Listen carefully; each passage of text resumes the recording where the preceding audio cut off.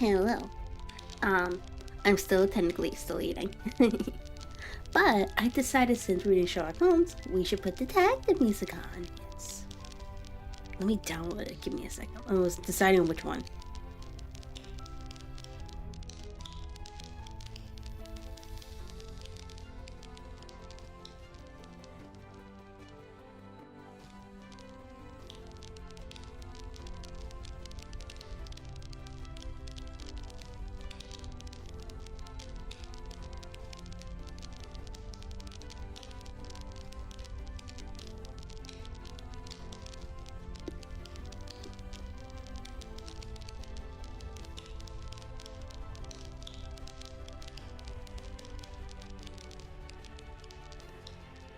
Their ambient version, no.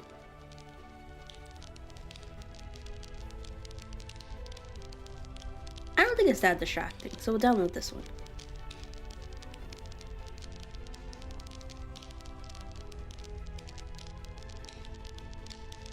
Hold on, sign of the crime.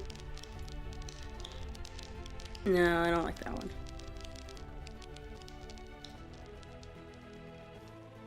Looking for clues. Oh, they have an ambient version.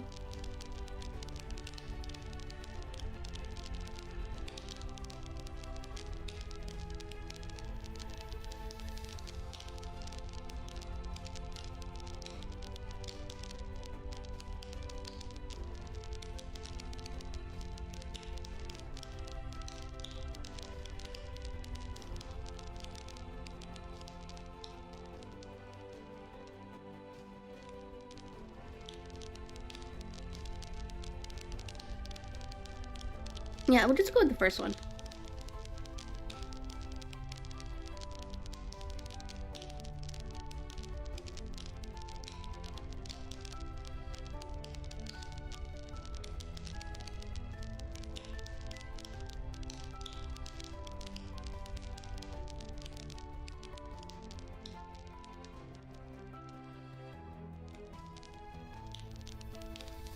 Okay, so let me go ahead and open OBS.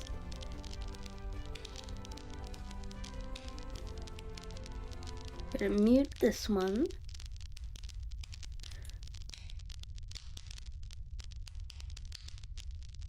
I download it. Aha.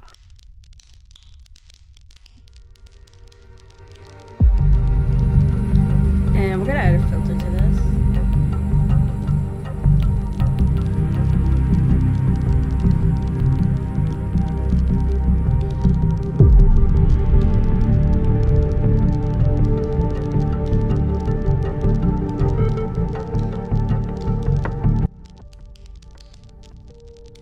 This is where I usually have it, right?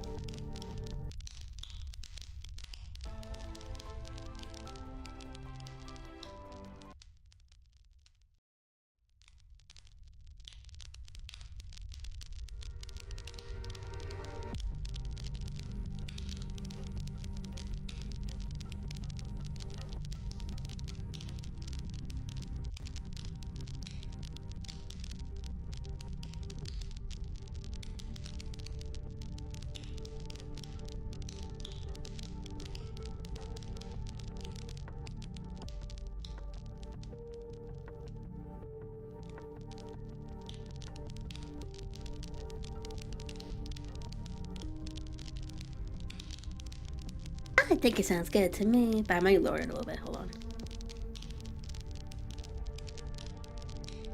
Oh, make sure loop is on. Yeah, we gotta make sure loop is on. Let's go back to filters. Where is it currently at? 35?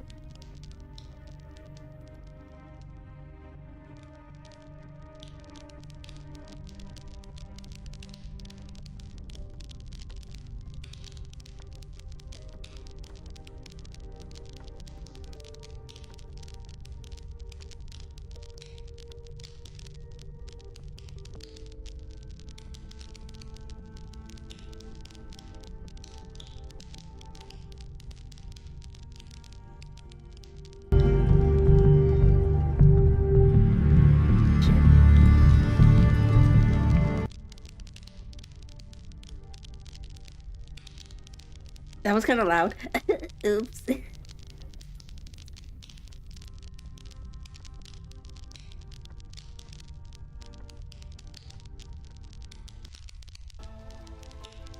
I usually have this one 40. Okay. So this one I also put at 40.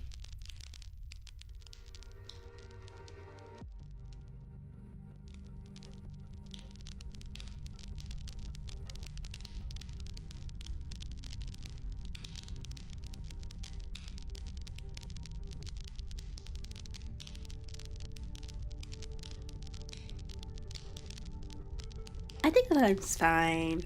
Hopefully.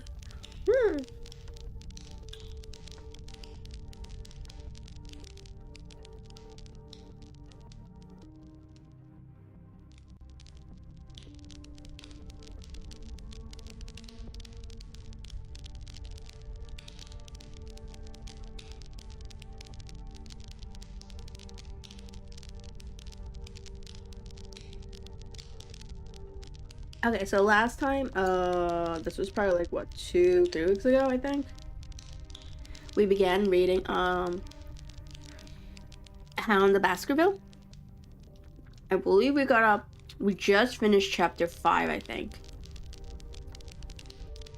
Because now Watson and Sherlock Holmes are separated.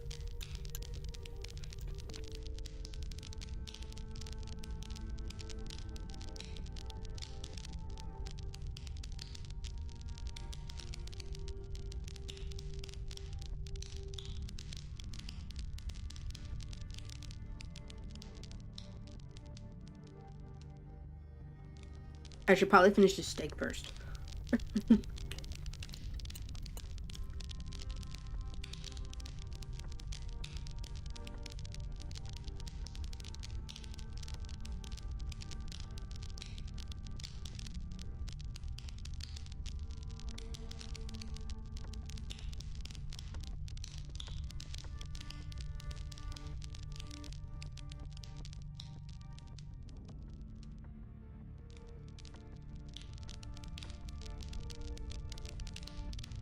Okay, so let me go ahead and recopy the link. I already pinned it to Twitch, but we need to pin it to YouTube as well.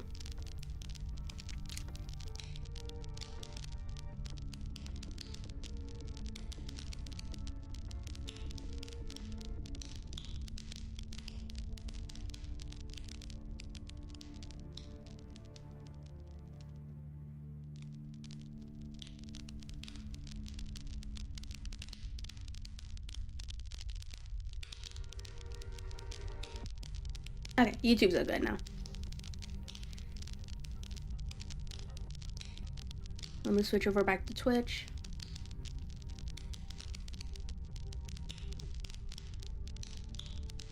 Okay, let's see here. I think this is the chapter we read last time. Sending you.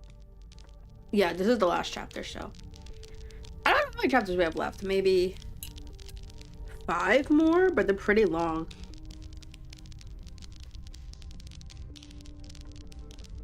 Oh, thank you, Frosty Tools. I forgot my tweet. I should probably do that.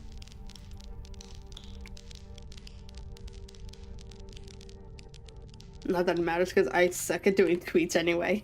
I forget like every time.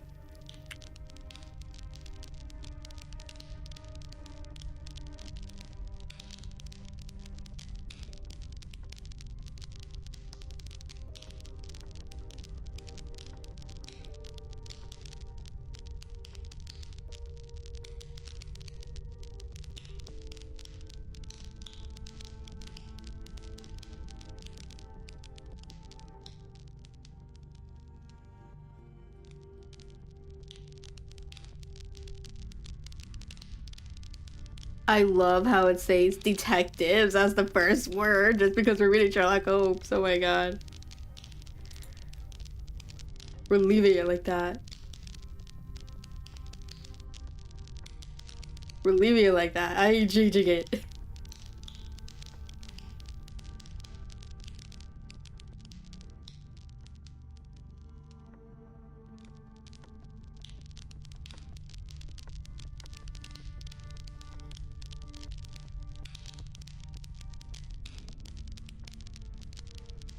Quickly, let's solve the case of the virtual stream. Share this cozy reading on Twitter with blah blah blah. It's easier than stealing 3,000 tons of maple syrup. Why would we steal maple syrup? And twice as sweet for our community. I'll mention, my dear Watson. Spreading the word is the key to unlocking more luxurious content. I love procedural.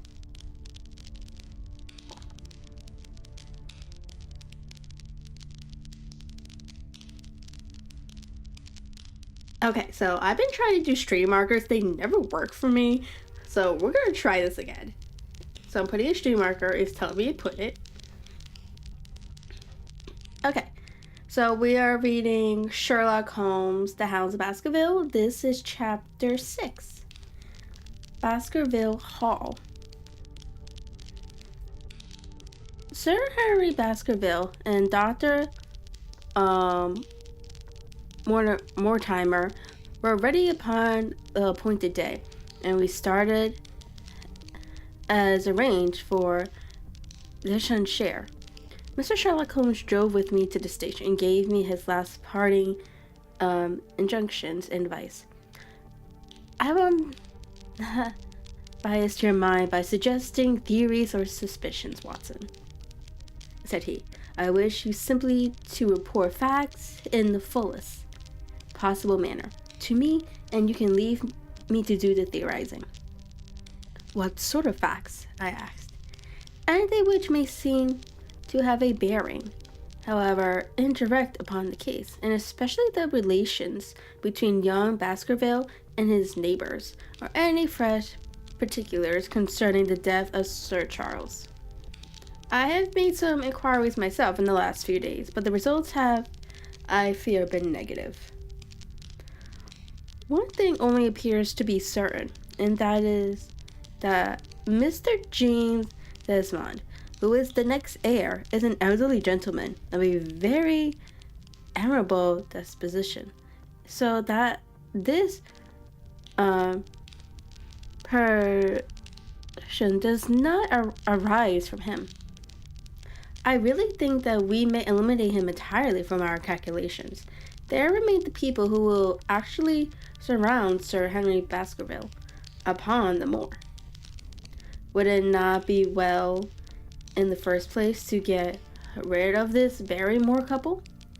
By no means. You cannot make a greater mistake. If they are innocent, it would be a cruel injustice, and if they are guilty, we should be giving up all chance of bringing it home to them. No, we will preserve them upon our list of suspects. Then there is a groom at the hall, if I remember right. There are 2 moorland farmers. There is our friend Dr. Mortimer, who I believe to be entirely honest, and there is his wife, of whom we know nothing. There is this naturalist, Stapleton, and there is his sister, who is said to be a young lady of attractions. There is Mr. Franklin of Laughter Hall, who is also an unknown factor, and there are 1 or 2 other neighbors. These are the folk who must be your very special study. I will do my best. You have arms, I suppose? Yes, I thought it as well to take them. Most certainly. Keep your revolver near you night and day, and never relax your precautions. Our friends had already secured a first-class carriage, and were waiting for us upon the platform. No, we have no news of any kind, said Dr. Mortimer, in answer to my friend's question. I can swear to one thing, and that is that we have not been shadowed during the last 2 days. We have never gone out without keeping a sharp watch, and no one could have escaped our notice.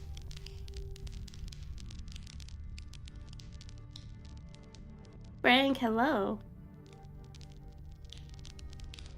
You have always kept together, I presume? Except yesterday afternoon. I was usually give up one day to pure amusement when I came to town, so I spent it at the museum of the College of Surgeons. And I went to look at the folk in the park, said Baskerville. But we had no trouble of any kind. It was imprudent all the same, said Holmes, shaking his head and looking very grave. I beg, Sir Henry, that you will not go about alone. Some great misfortune will befall you if you do. Did you get your other boot? No, sir, it is gone forever. Indeed. This is very interesting. Goodbye, he added, as the train began to glide down the platform. And bear in mind, Sir Henry, one of the phrases in the cure-old legend, which Dr. Mortimer has read to us, and avoid more in those hours of darkness when the powers of evil are exalted. I looked back at the platform when we had left it far behind and saw the tall as figure of Holmes standing motionless and gazing after us. The journey was a swift and pleasant one, and I spent it in making the more intimate acquaintance of my two companions, and in playing with Dr. Mortimer's spaniel. Oh, how cute.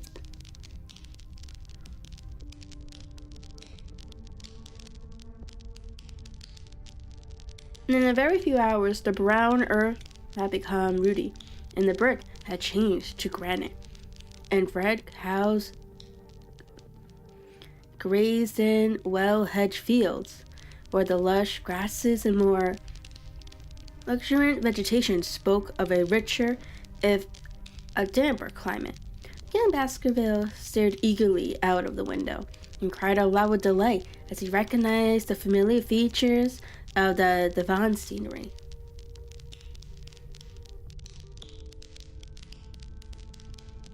I've been over a good part of the world since I left it, Dr. Watson, and said he, but I never seen a place to compare with it.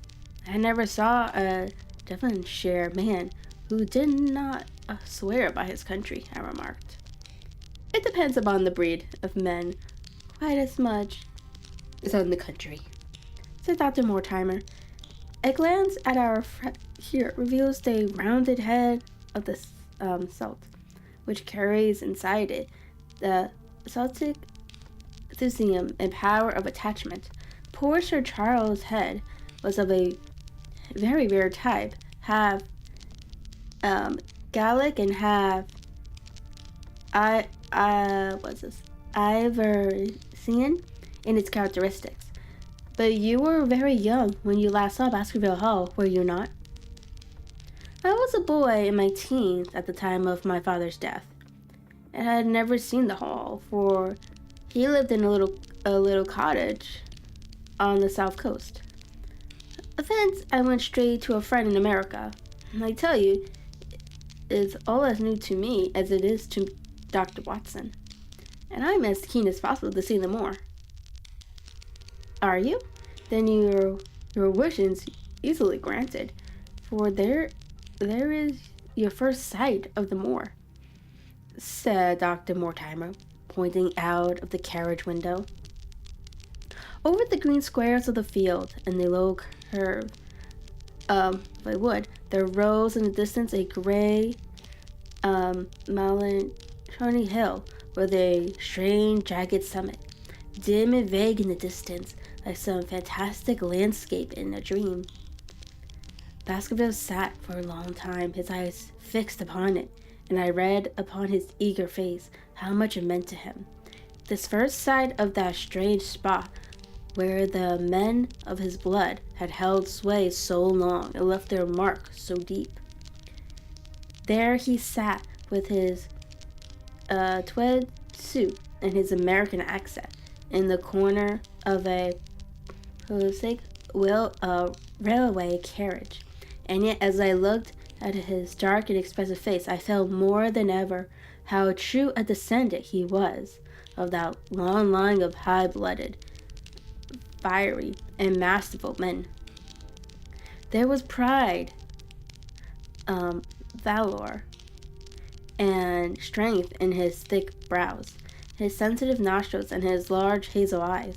I found that foreboding more, a difficult and dangerous quest should lie before us. This was at least a comrade for whom one might venture to take a risk, with a certainty that he would bravely share it. The train pulled up at a small wayside station, and we all descended. Outside, beyond the low white fence, a wagonette with a pair of cobs was waiting. Our coming was evidently a great event, for station master and porters clustered round us to carry out our luggage. It was a sweet, simple country spot, but I was surprised to observe that by the gate there stood two soldierly men in dark uniforms, who leaned upon their short rifles and glanced keenly at us as we passed. The coachman, a hard-faced, gnarled little fellow, saluted Sir Henry Baskerville, and in a few minutes we were flying swiftly down the broad white road. Rolling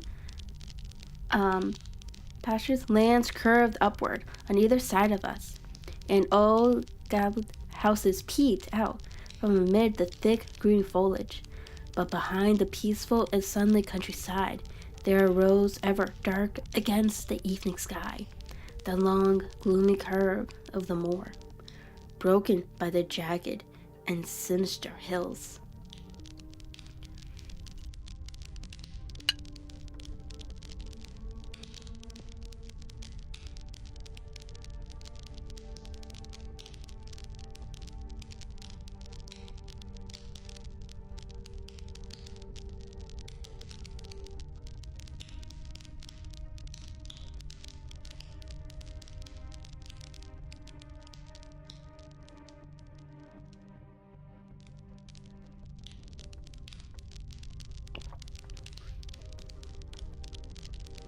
The wagonette swung round into a side road and curved upward through deep lanes worn by centuries of wheels, high banks on either side, heavy with dripping moss and fleshy, hard-hung ferns.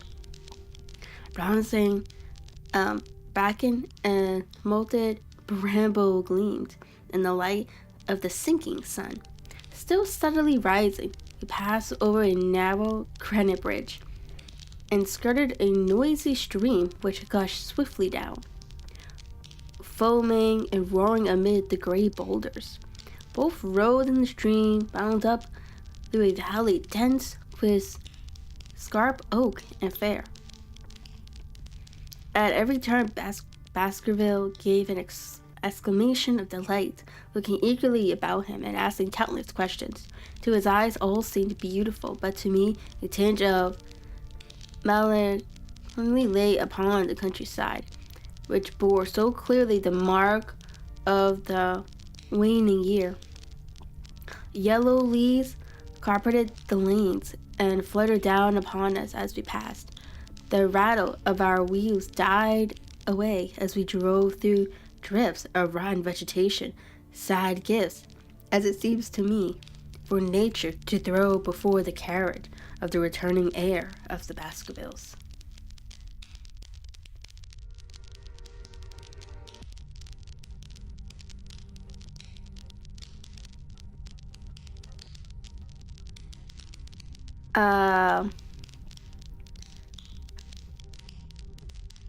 Hello, cried Dr. Mortimer. What is this?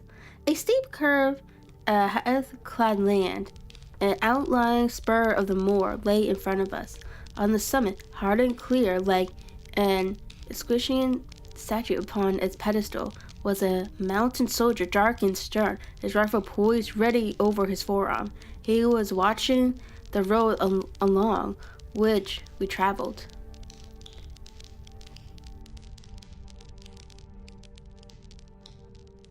"What is this, Parkins?" said Dr. Mortimer. Our driver half turned in his seat. "There's a convict escaped from Princetown, sir. He's been out 3 days now. and warders watch every road and every station, but they've had no sight of him yet. The farmers about here don't like it, sir, and that's a fact.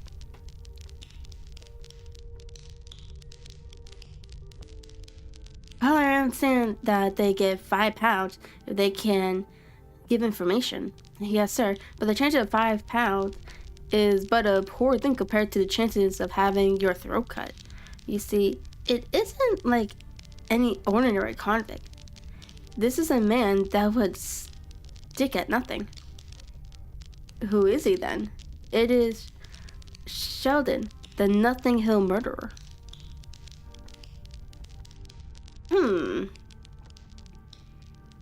I wonder if he has anything to do with Sir Charles' death. I wouldn't be surprised. Especially if he's close to the moor. I remember the case well, for it was one in which Holmes had taken an interest on account of the particular ferocity of the crime and the wartime brutality which had marked all the actions of the assassin. The commutation of his death sentence had been due to some doubt as to his complete sanity. So atrocious was his conduct. Our wagonette had topped a rise, and in front of us rose the huge expanse of the moor, modded with gnarled craggy cairns and tors. A cold wind swept down from it and set us shivering. Somewhere there, on that desolate plain, was lurking this fiendish man, hiding in a burrow like a wild beast, his heart full of malignancy against the whole race which had cast him out. And needed but this to complete the grim suggestiveness of the barren waste, the chilling wind, and the darkling sky. Even Baskerville fell silent and pulled his overcoat more closely around him. We had left the fertile country behind and beneath us. We looked back at it now, the entering rays of a low sun turning the streams to trends of gold and glowing on the red earth, now turned by the plot in the broad tangle of the woodlands. The road in front of us grew bleaker and wilder over huge russet and olive slopes, sprinkled with giant boulders. Now and then we passed a moorland cottage, walled and roofed with stone, with no creeper to break its harsh outline. Suddenly we looked down into a cup-like depression, patched with stunted oak and firs, which had been twisted and bent by the fury of years of storm. Two high, narrow towers rose over the trees. The driver pointed with his whip. "Baskerville Hall," said he. Its master had risen and was staring with flushed cheeks and shining eyes. A few minutes later, we had reached the lodge gates, a maze of fantastic tracery and wrought iron, with weather-bitten pillars on either side, blotched with lichens and surmounted by the bulwark's head of the Baskervilles. The lodge was a ruin of black granite and bared ribs of rafters, but facing it was a new building, half constructed, the first fruit of Sir Charles' South African gold. Through the gateway, we passed into the avenue, where the wheels were again hushed amid the leaves, and the old trees shot the branches in a somber tunnel overhead. Baskerville shuddered as he looked up the long dark drive to where the house glimmered like a ghost at the farther end. Was it here? He asked in a low voice. No, the alley is on the other side. The young heir glanced around with a gloomy face. It's no wonder my uncle felt as if trouble were coming on him in such a place as this, said he. It's enough to scare any man. I'll have a row of electric lamps up here inside of 6 months, and you won't know it again. The 1,000 candles of power Swan and Edison right here in front of the hall door. The avenue opened into a broad expanse of turf, and the house lay before us. In the fading light, I could see the center was a heavy block of building, from which a porch projected. The whole front was draped in ivy, with a patch clipped bare here. And there were a window or a coat of arms broke through the dark veil. From this central block rose the twin towers, ancient.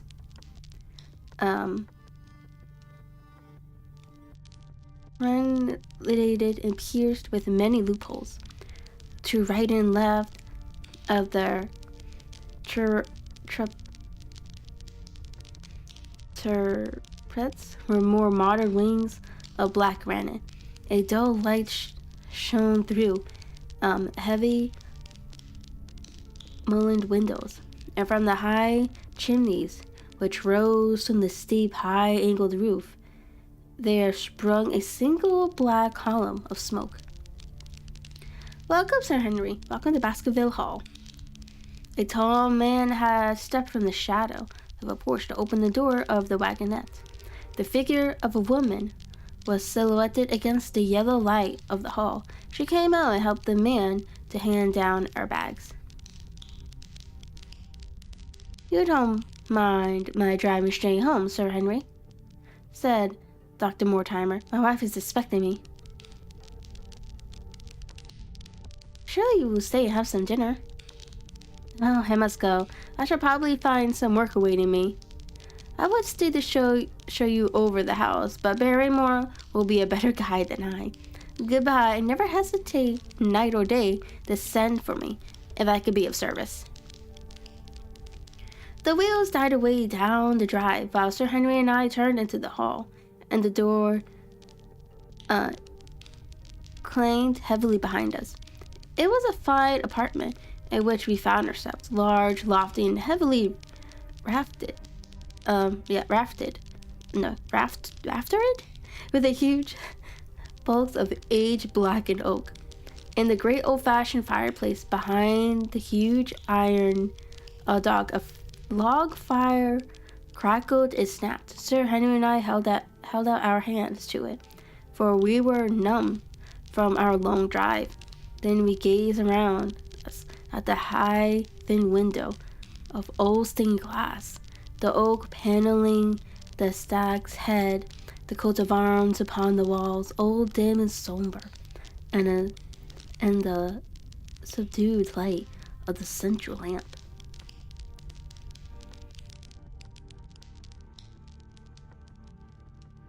It's just as I imagined it, said Sir Henry.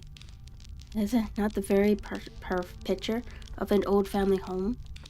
To think that this should be the same hall in which for 500 years my people have lived. It strikes me solemn to think of it. I saw his dark face lit up with a boyish enthusiasm as he gazed about him. The light beat upon him where he stood, but long shadows trailed down in walls and hung like a black canopy above him. Barrymore had returned from taking our luggage to our rooms. He stood in front of us now, with the subdued manner of a well-trained servant. He was a remarkable-looking man, tall, handsome, with a square black beard and pale, distinguished features. Would you wish dinner to be served at once, sir? Is it ready? In a few minutes, sir. You will find hot water in your rooms. My wife and I will be happy. Sir Henry to stay with you until you had made your fresh arrangements. But you will understand that under the new conditions, this house will require a considerable staff.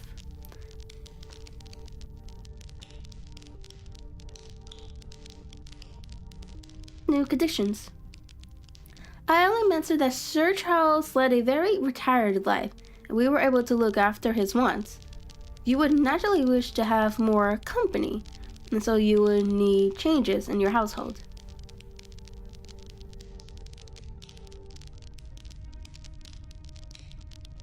Do you mean that your wife and you wish to leave? Only when it is quite convenient to you, sir.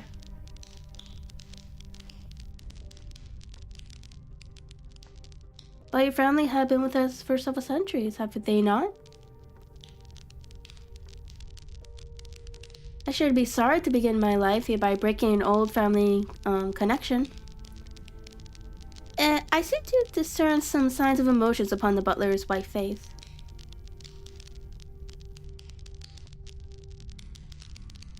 I feel that also, sir, and so does my wife, but to tell the truth, sir, we were both very much attached to Sir Charles, and his death gave us a shock, and made these surroundings very painful to us. I fear that we shall never again be easy in mind at Baskerville Hall. Well, what do you intend to do? I have no doubt, sir, that we shall succeed in establishing ourselves in some business. Sir Charles generously has given us the means to do so. And now, sir, perhaps I had best show you to your rooms. A square, balustrade gallery ran round the top of the old hall, approached by a double stair. From this central point, 2 long corridors extended the whole length of the building, from which all the bar rooms opened. My own was in the same wing as Baskerville's, and almost next door to it. These rooms appeared to be more modern than the central part of the house, and the brighter paper and numerous candles did something to remove the solemn impression which our arrival had left upon my mind. But the dinner room, which opened out of the hall, was a place of shadow and gloom. It was a long chamber with a step separating the dais where the family sat from the lower portion reserved for their dependents. At one end, a minstrel gallery overlooked it. Black beam shot across above our heads, with a smoke-darkened ceiling beyond them, with rows of flaring torches to light it up, and the color and rude hilarity of an old-time banquet. It might have softened, but now when 2 black-clothed gentlemen sat in the little circle of light thrown by a shaded lamp, one's voice became hushed and one's spirit subdued. A dim line of ancestors in every variety of dress, from Elizabethan knight to the buck of the Regency, stared down upon us and daunted us by their silent company. We talked little, and I for one was glad when the meal was over and we were able to retire into the modern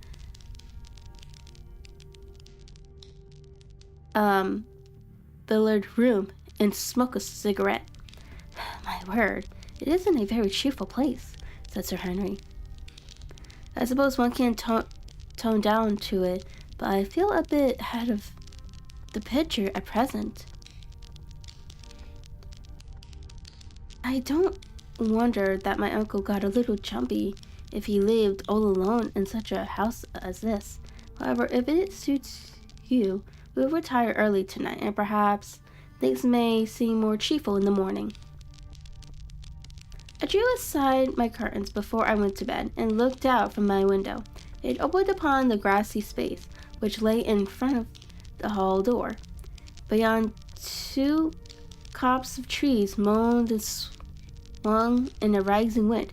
A half-moon broke through the rifts of racing clouds. In its cold light, I saw beyond the trees a broken fringe of rocks, and the long, low curve of the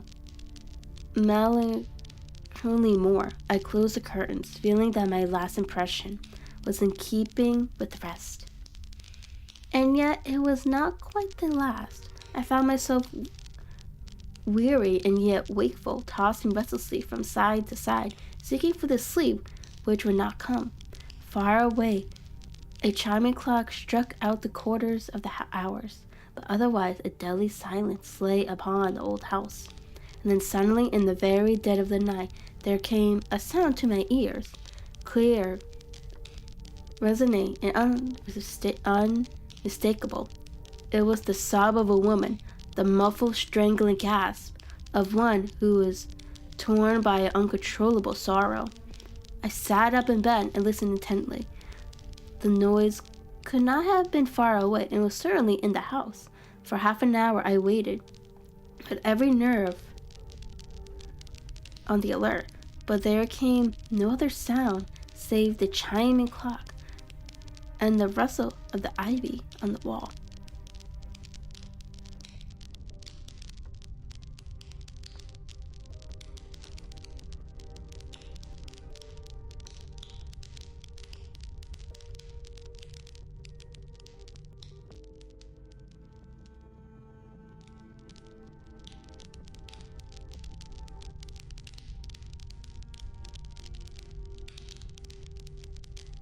Okay, so that was the end of chapter 6.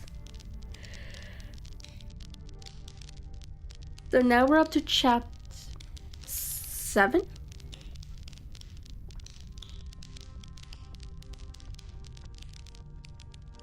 The Stapletown's Maripit House.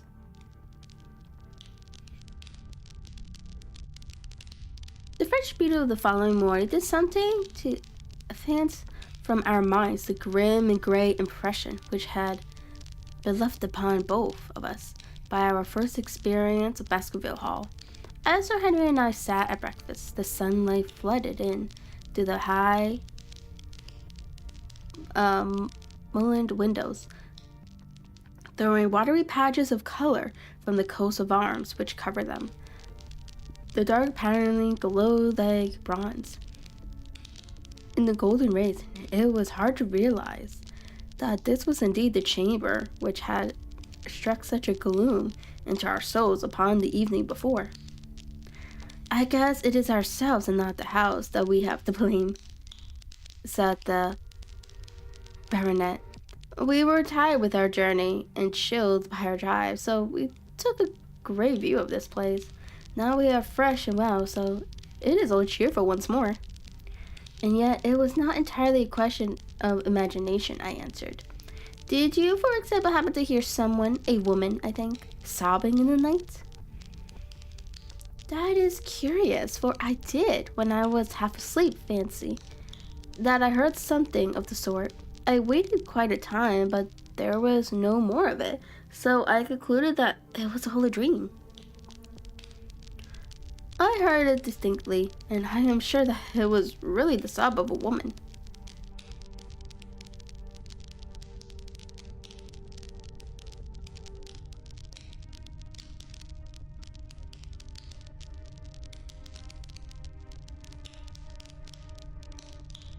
Let's see.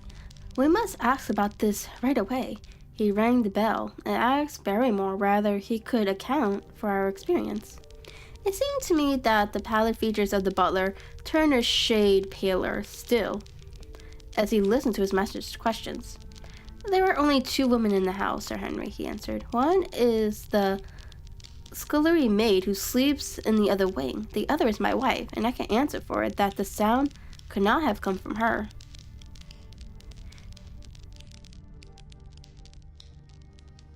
And yet he lied as he said it, for it chanced that after breakfast I met Miss Barrymore in the long corridor with the sun full upon her face.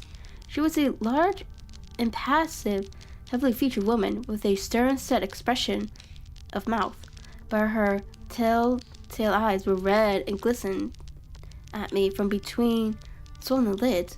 It was she, then, who wept in the night, and if she did, so her husband must know it.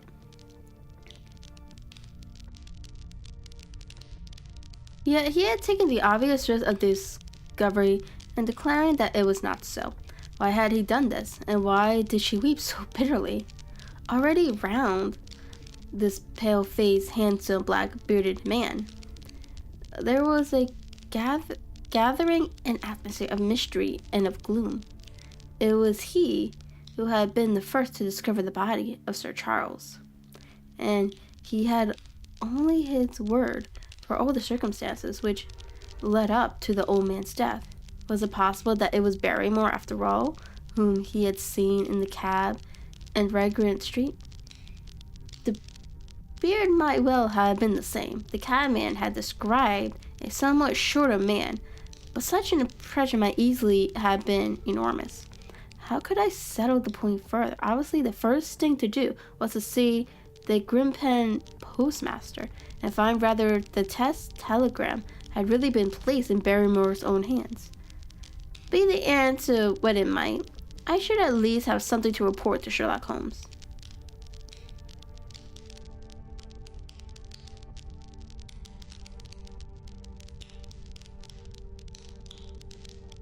Sir Harry had numerous papers to examine after breakfast, so that the time was propitious for my excursion. It was a pleasant walk of 4 miles along the edge of the moor, leading me at last to a small grey hamlet in which 2 large buildings, which proved to be the inn and the house of Dr. Mortimer, stood high above the rest. The postmaster, who was also the village grocer, had a clear recollection of the telegram. "Certainly, sir," said he. "I had the telegram delivered to Mr. Barrymore, exactly as described." "Who delivered it?" "My boy here. James, you delivered the telegram to Mr. Barrymore at the hall last week, did you not?" "Yes, father, I delivered it." "Into his hands?" I asked. "Well, he was up in the loft at the time, so that I could not put it into his hands, but I gave it to Miss Barrymore's hands, and she promised to deliver it at once." "Did you see Mr. Barrymore?" "No, sir. I tell you, he was in the loft." "If you didn't see him, how do you know he was in the loft?" "Well, surely his own wife ought to know where he is," said the postmaster testily. "Didn't he get the telegram? If there is any mistake, it is for Mr. Barrymore himself to complain." It seemed hopeless to pursue the inquiry any further, but it was clear that in spite of Holmes' ruse, he had no proof that Barrymore had not been in London all the time. Suppose that it were so. Suppose that the same man had been the last who had seen Sir Charles alive, and the first to dog the new heir when he returned to England. What then? Was he the agent of others, or had he some sinister design of his own? What interest could he have in persecuting the Baskerville family? I thought of the strange warning clipped out of the leading article of the Times. Was that his work, or was it possibly the doing of someone who was bent upon counteracting his schemes? The only conceivable motive was that which had been suggested by Sir Henry, that if the family could be scared away, a comfortable and permanent home would be secured for the Barrymores. But surely such an explanation as that would be quite inadequate to account for the deep and subtle scheming which seemed to be waving an invisible net round the young baronet. Holmes himself had said that no more complex case had come to him in all the long series of his sensational investigations. I prayed as I walked back along the gray, lonely road that my friend might soon be freed from his preoccupations and able to come down to take this heavy burden of responsibility from my shoulders.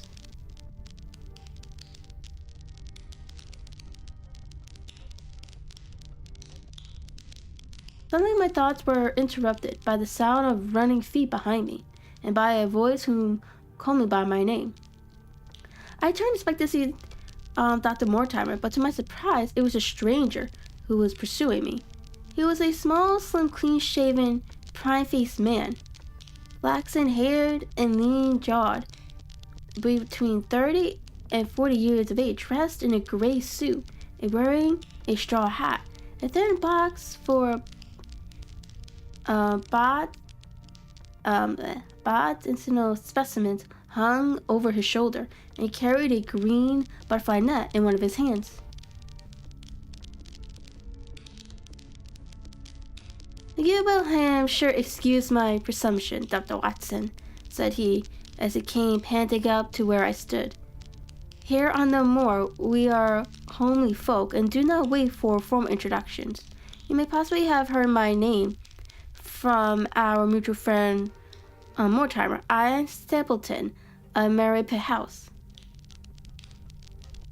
Your Nana Box would have told me as such, and for I knew that Mr. Stapleton was a naturalist. But how did you know me?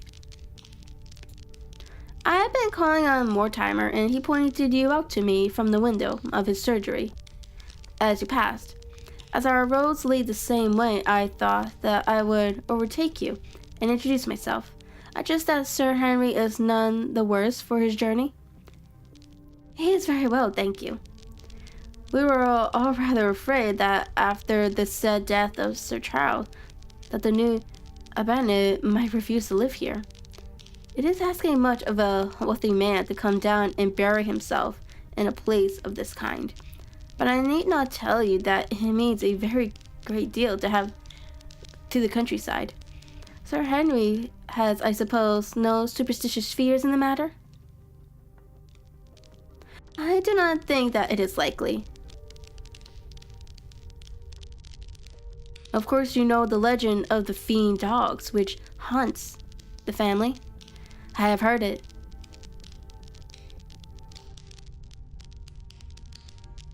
It is extraordinary how clueless the peasants are about this. Any number of them are ready to swear that they have seen such a creature upon the moor. He spoke with a smile, but it seemed to read in his eyes that he took the matter more seriously. The story took a great hold upon the imagination of Sir Charles, and I have no doubt that it led to his tragic end. But how? His nerves were so worked up that the appearance of any dog might have had a fatal effect upon his diseased heart. I fancy that he really did see something of the kind upon the last night in the Yee Alley. I feared that some disaster might occur, for I was very fond of the old man, and I knew that his heart was weak. How did you know that? My friend Mortimer told me.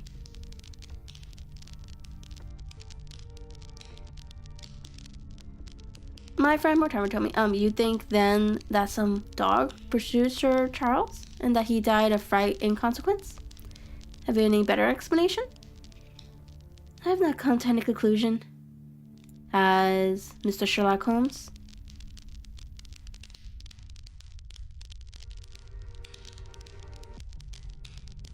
The words took away my breath for an instant, but a glance at the pallid face and steadfast eyes of my companion showed that no surprise was attended. It is useless for us to pretend that we do not know you, Dr. Watson, said he. The records of your detective have reached us here, and you cannot celebrate him without being known yourself. When Mortimer told me your name, he could not deny your identity. If you are here, then it follows that Mr. Sherlock Holmes is interested himself in the matter. I am naturally curious to know what view he might take.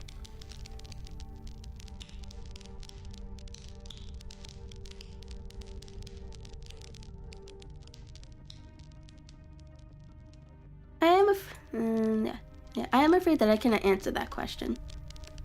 May I ask if he is going to honor us with a visit himself? He cannot leave town at present. He has other cases which engage his attention. What a pity. He might throw some light on that which is so dark to us. But as to your own researches, if there is any possible way in which I can be of service to you, I trust that you will command me. If I had any indication of the nature of your suspicions or how you propose to investigate the case, I might perhaps even now give you some aid or advice. I assure you that I am simply here upon a visit to my friends, Sir Henry, and that I need no help of any kind. Excellent, said Stapleton. You are perfectly right to be very indiscreet. I am just reproved for what I feel was a unjustifiable intrusion, and I promise that I will not mention the matter again. He had come to a point where a narrow grassy patch struck off from the road and rounded away across the moor. A steep boulder sparkling hill lay upon the right, which had in bygone days been cut into granite quarry. The face, which was turned towards us, formed a dark cliff, with ferns and brambles growing in its niche. From over a distant rise there floated a gray plume of smoke. A moderate walk along this moor path brings us to Mary Pitt's house, said he. Perhaps you will spare an hour, that I may have the pleasure of introducing you to my sister. My first thought was that I should be by Sir Henry's side, but then I remembered the pile of papers and bills with which his study table was littered. It was certain that I could not help with those, and Holmes had expressly said I should study the neighbors upon the moor. I accepted Stapleton's invitation, and we turned together down the path.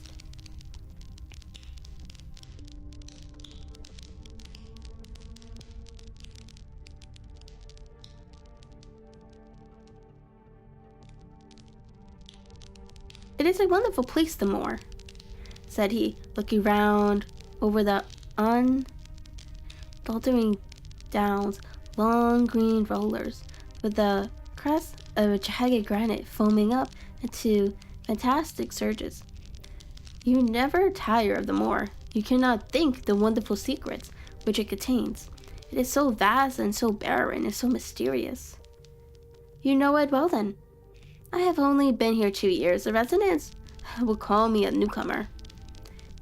We came shortly after Sir Charles settled, but my taste led me to explore every part of the country road. And I should think that there are a few men who know it better than I do. Is it hard to know? Very hard. You see, for example, the great plain to the north here, with the queer hills breaking out of it. Do you observe anything remarkable about this? It would be a rare place for a gallop.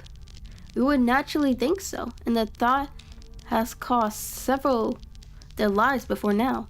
You notice those bright green spots scattered thickly over it. Yes, they seem more fertile than the rest. Stapleton laughed. That is the great Grimpen mire, said he. A false step yonder means death to man or beast. Only yesterday I saw one of the moor ponies wander into it. He never came out. I saw his head for quite a long time craning out of the bog hole, but it sucked him down at last. Even in dry seasons it is a danger to cross it, but after the autumn rains it is an awful place. And yet I can find my way to the very heart of it and return alive. By George, there is another of those miserable ponies. Oh dear.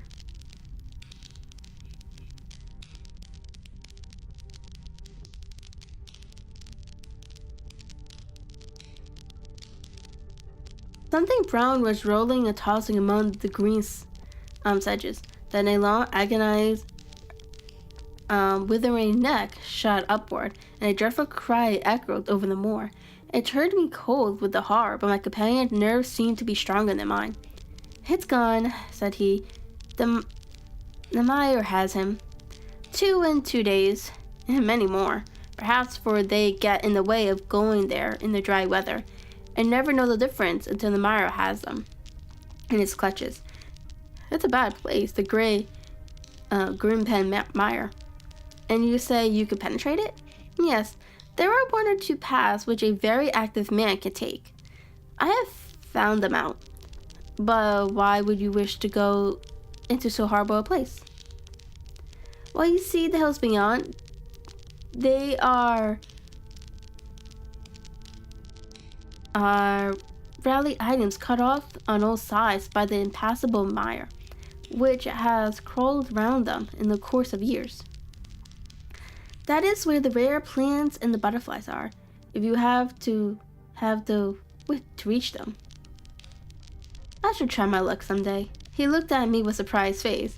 For God's sake, put such an idea out of your mind, said he. Your blood will be upon my head. I assure you that there would not be the least chance of you coming back alive. It is only by remembering certain complex landmarks that I am able to do it.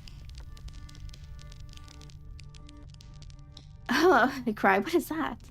A long, low moan, indescribably sad, swept over the moor. It filled the whole air, and yet it was impossible to say whence it came. From a murmur, it swelled into the deep roar, and then sank back into the melancholy throbbing murmur once again. Simpleton looked at me with a curious expression on his face. Queer place, the moor, said he. But what is it? The peasants say it is the hound of the Baskervilles calling for its prey. I've heard it once or twice before, but never quite so loud. I looked round with a chill of fear in my heart at the huge swelling plain mottering with the green patches of rushes. Nothing stirred over the vast expanse, save a pair of ravens which croaked loudly from a tor behind us.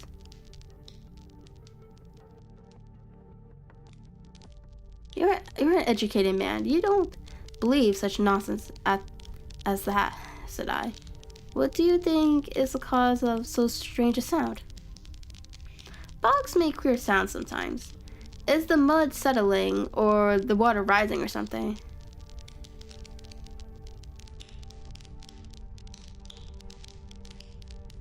No, that was a living voice. Well, perhaps it was. Did you ever hear a bittering booming? No, I never did. It's a very rare bird, practically extinct in England now, but all things are possible upon the moor. Yes, I should not be surprised to learn that what we have heard is the cry of the last of the bitterns. It's the weirdest, strangest thing that I ever heard in my life. Yes, it's rather an uncanny place altogether. Look at the hillside yonder. What do you make of these? The whole steep slope was covered with gray circular rings of stone, a score of them at least. What are they? Sheep pens? No, they are the homes of our worthy ancestors. Prehistoric man lived thickly on the moor, and as no one in particular has lived there since, we find all these little arrangements exactly as he left them. These are his wigwams with roofs off. You can even see his hearth and his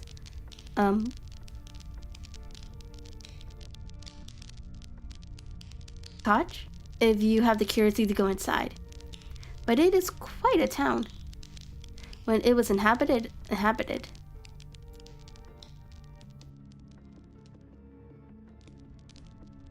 Neolithic men, no date. When did he do? Oh wait, what did he do?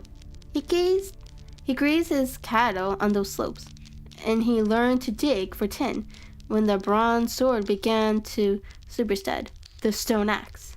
Look at the gray trench in the opposite hill. That is his mark. Yes, you will find some very singular points about the moor, Dr. Watson. Oh, excuse me an instant. It is surely,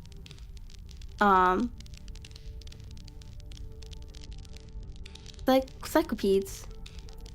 A small fly or moth had fluttered across our path. In an instant, Simpleton was rushing with extraordinary energy in speedy pursuit of it.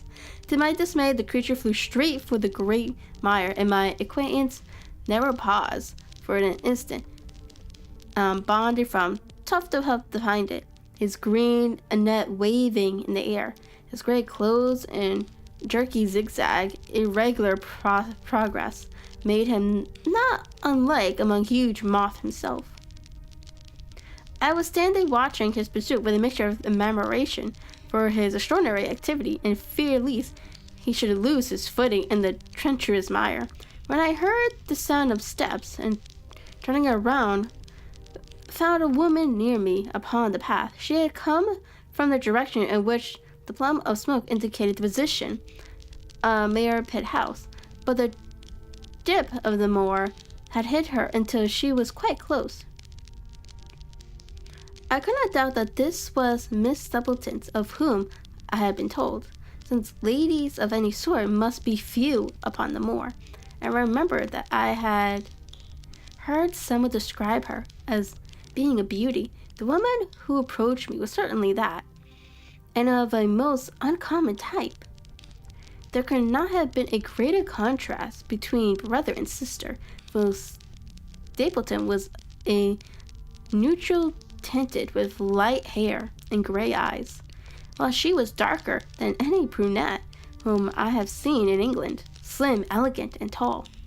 She had a proud, finely cut face, so regular that it might have seemed impassive, were it not for the sensitive mouth and the beautiful, dark, eager eyes. With her perfect figure and elegant dress, she was indeed a strange apparition upon a lonely moorland path. Her eyes were on her brother as I turned, and then she quickened her pace towards me. I had raised my hat.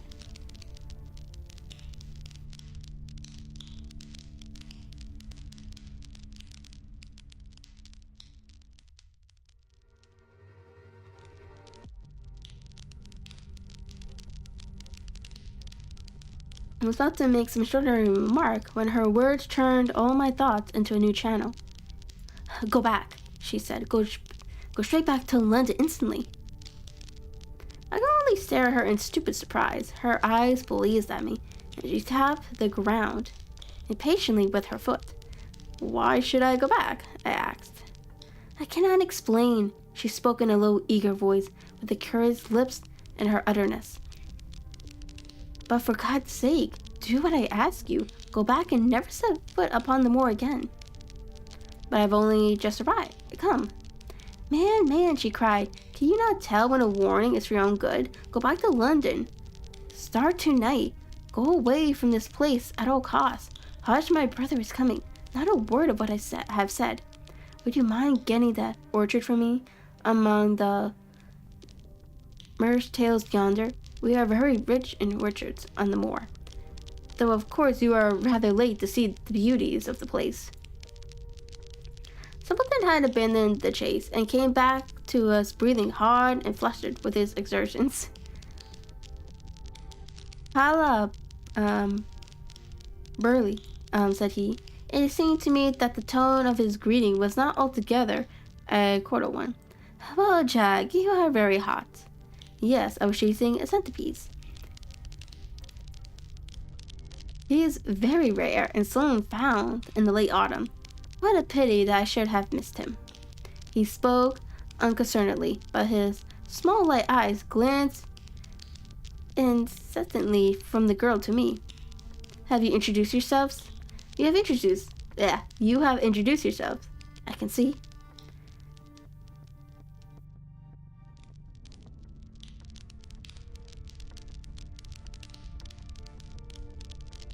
"You have introduced yourself, I can see." "Yes, I was telling Sir Harry that it was rather late for him."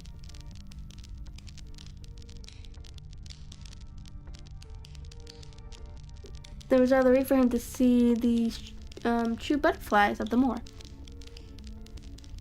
"Why, who do you think this is?" I imagined that it must be Sir Henry Baskerville. No, said I. Only a humble commoner, but his friend. "My name is Dr. Watson." A flash of vexation passed over her expressive face. We had been talking at cross purposes. "Why, you had not very much time for talk," her brother remarked, with the same questioning eyes. "I I talked as if Dr. Watson were a resident, instead of being merely a visitor, said she. I can't have much matter to him, rather it is early or late for the orchards. But you will come on. You will not. And see Muppet House? A short walk brought us to it. A bleak moorland house, once the farm of some grazier in the old prosperous days, but now put into repair and turned into a modern dwelling. An orchard surrounded it, but the trees, as is usual upon the moor, were stunted and nipped, and the effect of the whole place was mean and I keep saying this word wrong.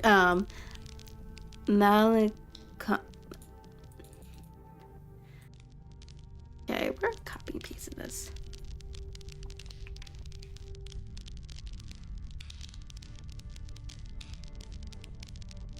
Melancholy.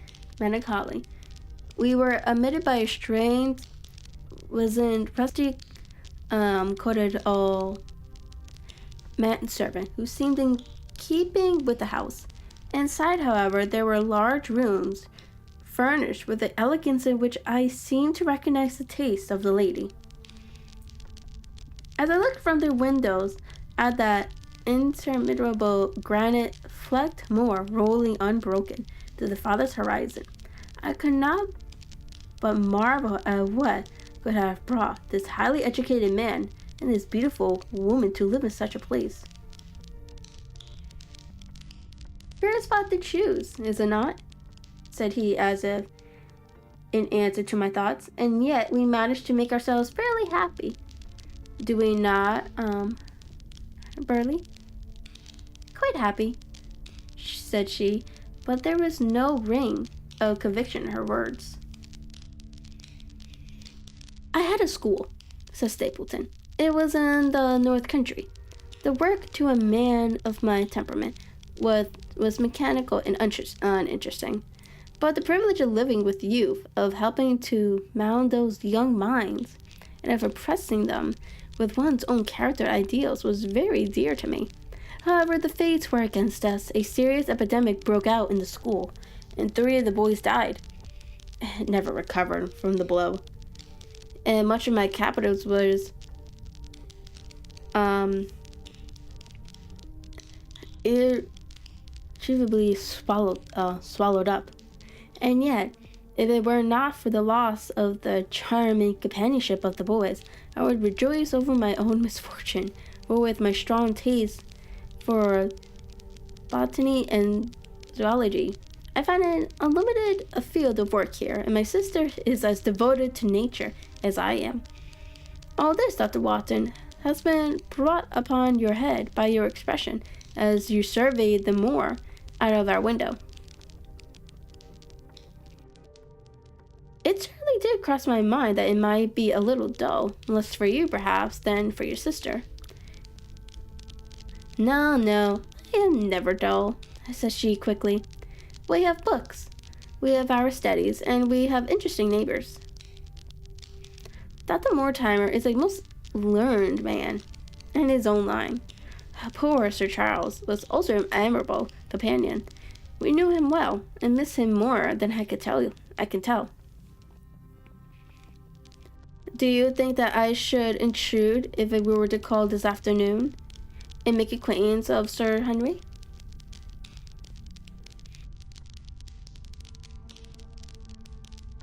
I am sure that he would be delighted.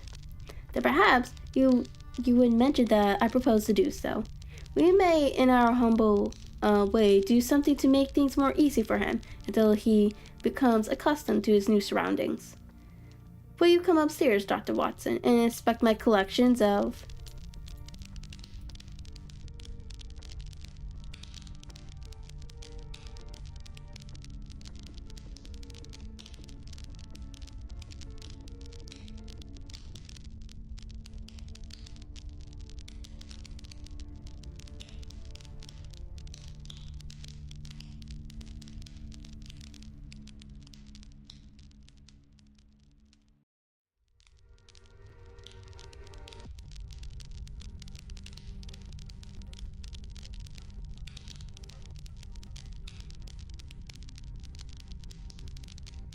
Lepidoptera.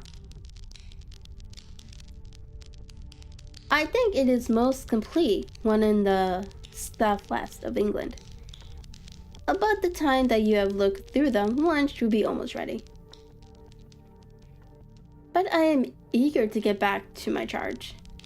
The quantity of the moor, the death of the unfortunate pony, the weird sound which has been associated with the grim legend of the Baskervilles, all of these tinged my thoughts with sadness. Then on top of these, more or less vague impressions there, came from the definite distinct warning of Miss Stapleton, delivered with such an intense earnestness that I could not doubt that some grave and deep reason lay behind it. I resisted all the pressure to stay for lunch, and I set off at once upon my return journey, taking the grass-grown path by which we had come. It seemed, however, that there must have been some shortcut for those who knew it, for before I had reached the road, I was astounded to see Miss Stapleton sitting upon a rock by the side of the track. Her face was beautifully flushed with her exertions, and she held her hand to her side. "I have run all the way in order to cut you off, Dr. Watson," said she. "I had not even time to put on my hat. I must not stop, or my brother may miss me. I wanted to say to you how sorry I am about the stupid mistake I made in thinking that you were Sir Henry. Please forget the words I said, which have no application whatever to you."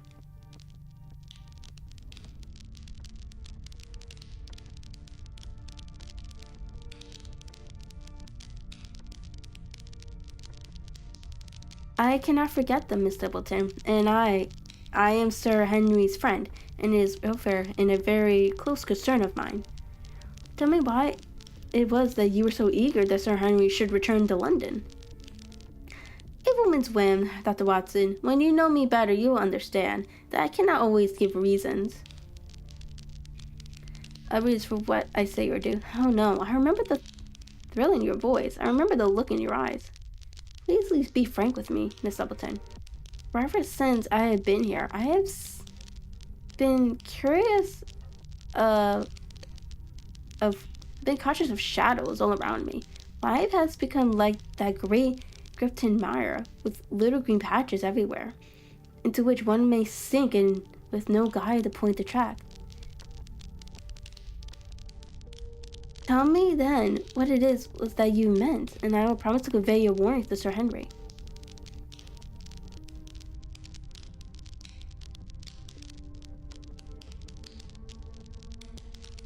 An expression of irresolution passed for an instant over her face, but her eyes had hardened again when she answered me.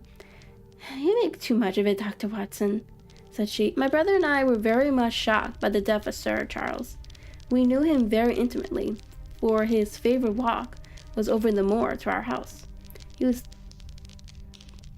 was deeply impressed with the curse which hung over the family, and when his tragedy came, I naturally felt that there must be some grounds for the fears which he had expressed. I was distressed, therefore, when another member of the family came down to live here, and I felt that he would be warned of the danger which he would run. That was all which I intended to convey. But what is the danger? You know the story of the hound. I do not believe in such nonsense. But I do. If you have any influence with Sir Henry, take him away from a place which has already been fatal to his family. The world is wide. Why should he wish to live at a place of danger? Because it is a place of danger.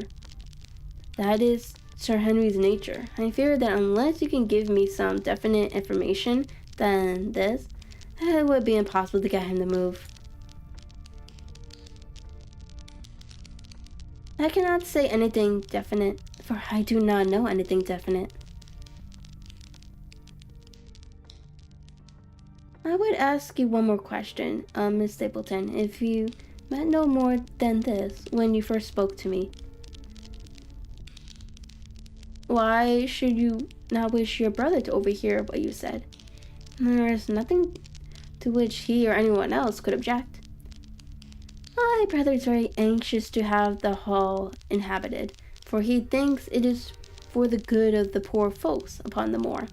He would be very angry if he knew that I have said something which might induce Sir Harry to go away.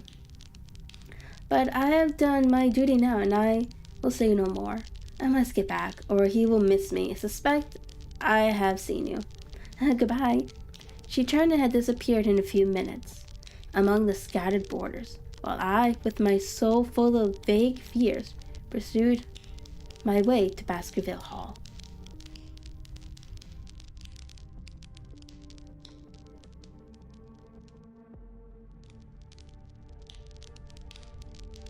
Alright, that was the end of chapter 7. Okay, so I'm gonna go ahead and make myself some tea before we continue. So I will be right back.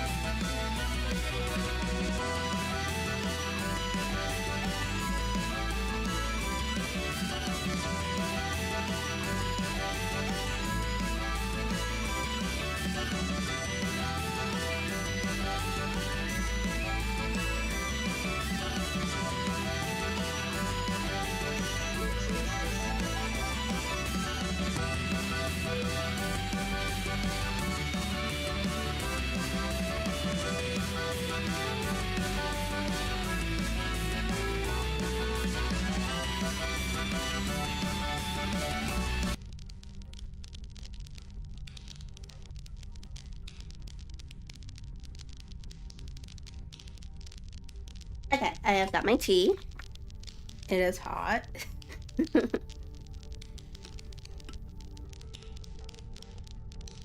I should probably let it sit for a little bit.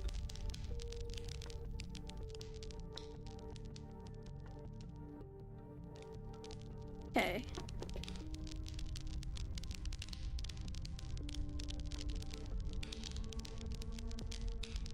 So, Chapter 8.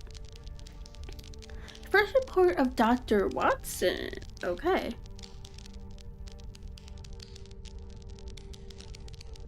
From this point onward, I will follow the course of events by describing my own letters to Mr. Sherlock Holmes, which lie before me on the table. One page is missing, but otherwise they are exactly as written, show my feelings and suspicions of the moment. More accurately than my memory, clear as it is upon these track of events, can possibly do. Baskerville Hall, October 13th. My dear Holmes, my previous letter telegrams had kept you pretty well up to date to all that has occurred on this most godforsaken corner of the world. The longer one stays here, the more does the spirit of the moor sink into one's soul. Its vastness is also its grim charm. When you are once out upon its bosom, you have left old traces of martyred England behind you. While on the other hand, you are conscious everywhere of the homes and the work of the prehistoric people. On one side of you, you walk are the houses of those forgotten folks, with their graves and the huge monoliths, which are supposed to have marked their temples. As you look at their gray stone huts against the scarred hillside, you leave your own age behind you. And if you were to see a skin-clad hairy man crawl out from the low door fitting a flint-tipped arrow onto a string of his bow, you would feel that his presence there was more natural than your own. The strange thing is that they should have lived so thickly on what must always have been most unfaithful soil. I am no antiquarian, but I could imagine that they were antiquarian. I am no antiquarian, but I could imagine that they were so unwarlike and arid race, who were forced to accept that which none other would occupy. All this, however, is foreign to the mission on which you send me. It will probably be very uninteresting to your severely practical mind. I can still remember your complete indifference as to whether the sun moved round the world or the earth round the sun. Let me therefore return to the facts concerning Sir Henry Baskerville.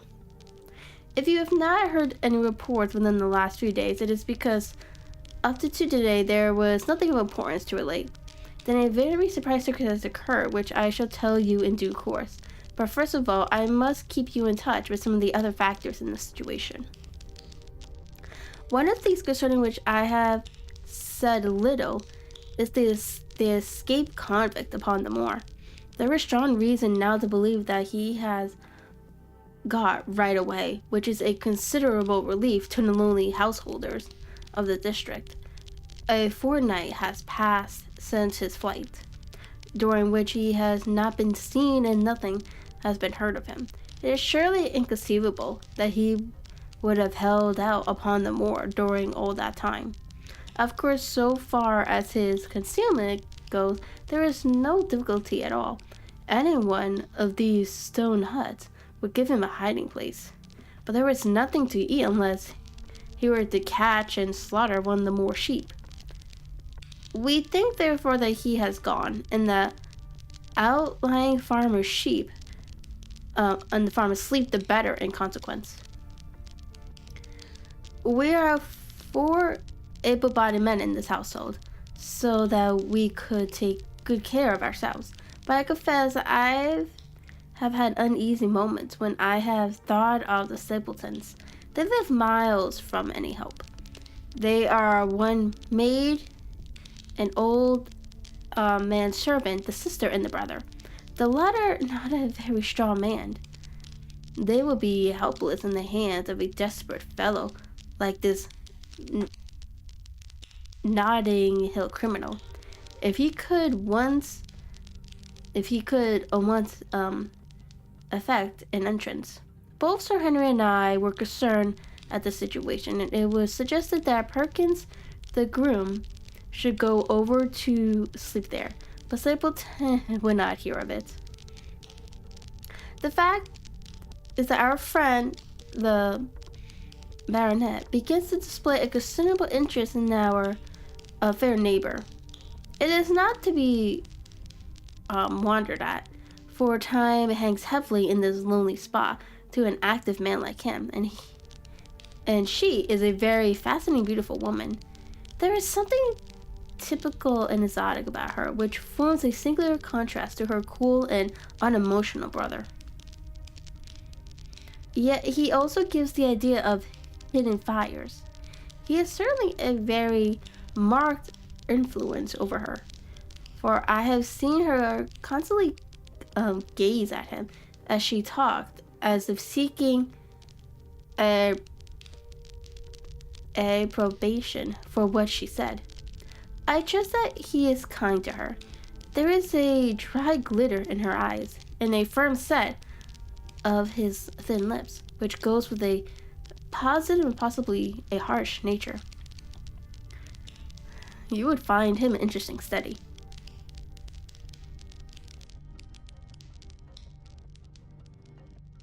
He came over to call upon Baskerville on that first day, and the very next morning he took us both to show us the spot where the legend of the wicked Hugo is supposed to have had its origin.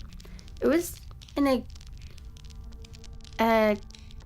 origin of some miles across the moor, to a place which is so dismal that it might have suggested a story.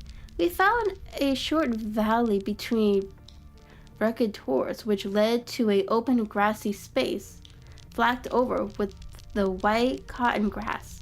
In the middle of it rose two great stones, worn and sharpened at the upper ends until they looked like the huge courting fangs of some monstrous beast.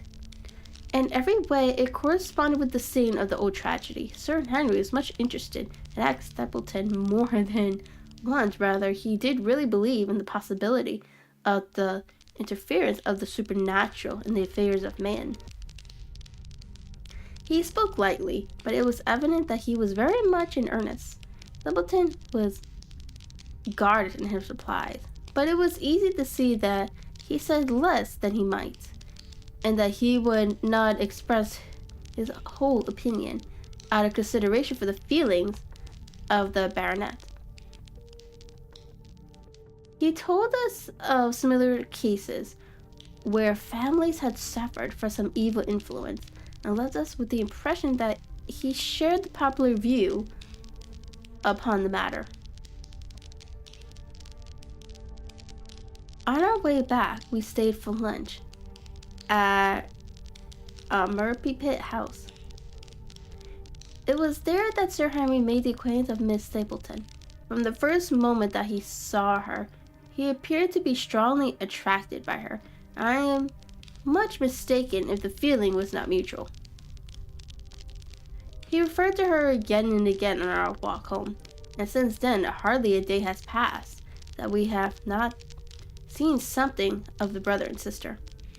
They dine here tonight, and there is some talk of our going to them next week. One would imagine that such a match would be very welcome to Stapleton, and yet I have more than once caught a look of the strongest disapproval in his face when Sir Henry has been paying some attention to his sister. He is much attracted to her, no doubt, and would lead a lonely life without her, but it would seem the height of selfishness if he were to stand in the way of her making so brilliant a marriage. Yet I am certain that he does not wish their intimacy to ripen into love, and I have several times observed that he has taken pains to prevent them from being TT at TT. By the way, your instructions to me, never to allow Sir Henry to go alone, will become very much more onerous if a love affair were to be added to our other difficulties. My popularity would soon suffer if I were to carry out your orders to the letter. The other day, Thursday, to be more exact, Dr. Mortimer lunched with us. He has been excavating a burrow at long dawn, and has got a prehistoric skull which fills him with great joy. Never was there such a single-minded enthusiast as he. The simpletons came in afterwards, and the good doctor took us all to the Ye Alley at Sir Henry's request, to show us exactly how everything occurred upon that fatal night. It is a long, dismal walk, the Ye Alley, between two high walls of crippled hedge, with a narrow band of grass upon either side. At the far end is an old, tumble-down summer house. Halfway down is the moor gate, where the old gentleman left his cigar ash. It is a white wooden gate with a latch. Beyond it lies the wide moor. I remember your theory of the affair and tried to picture all that had occurred. As the old man stood there, he saw something coming across the moor, something which terrified him so that he lost his wits, and ran until he died of sheer horror and exhaustion.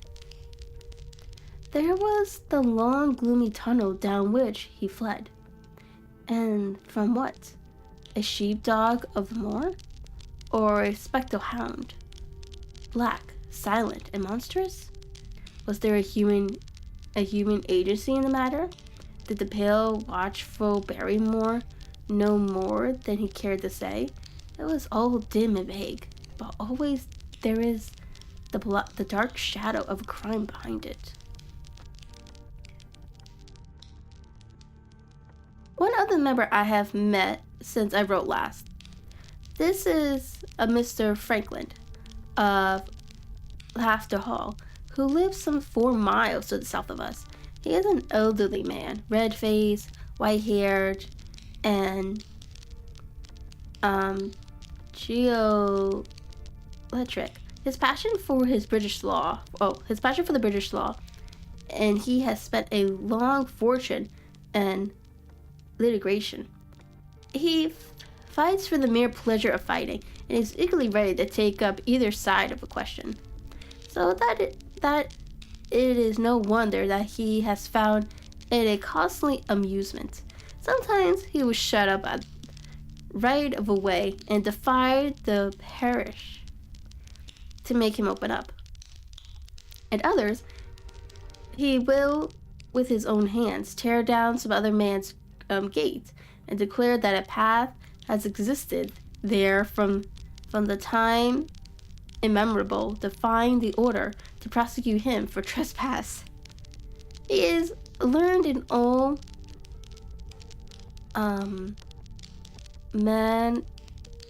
old manriel and communal rights, and he applies his knowledge sometimes in favor of the villagers of Fernworthy, and sometimes against them, so that he is periodically either carried and trumpet down the village street or burned in effigy according to his latest exploit. He is said to have about 7 lawsuits upon his hands at present, which will probably swallow up the remainder of his fortune and so draw his string and leave him harmless for the future. Apart from the law, he seems a kindly, good-natured person. I only mention him because you were particular that I should send some description of the people who surround us. He is curiously employed at present. For being an amateur astronomer, he has an excellent telescope, with which he lies upon the roof of his own house, and sweeps the moor all day in hope of catching a glimpse of the escaped convict. Oh dear. If he would confine his energies to this, all would be well. But there are rumors that he intends to prosecute Dr. Mortimer for opening a grave without the consent of the next of kin because he dug up the Neolithic skull in the bar of Long Dawn. He helps to keep our lives from being monotonous and gives a little comic relief where it is badly needed. And now, having brought you up to date in the escape convict, Subalterns Dr. Mortimer and Franklin, a laughter hall, let me end on that which is most important, tell you more about the Barrymores, and especially about the surprising development of last night. First of all, about the test telegram, which you sent from London, in order to make sure that Barrymore was really here. I have already explained that the testimony of the postmaster shows that the test was worthless, and that we have no proof one way or another. I told Sir Henry how the matter stood, and he at once, in his downright fashion, had Barrymore up and asked him whether he had received the telegram himself. Barrymore said that he had.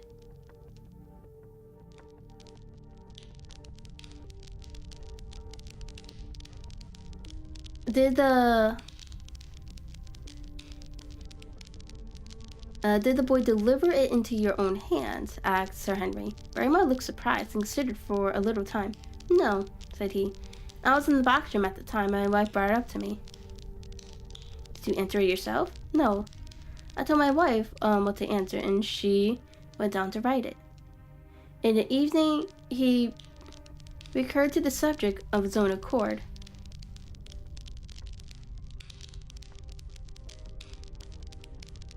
I can now quite understand the object of your questions this morning, Sir Henry, said he. I trust that they do not mean that I have done anything to forfeit your confidence. Sir Henry had to assure him that it was not so, and purify and pacify him by giving him a considerable part of his old wardrobe, the London outfit having now all arrived.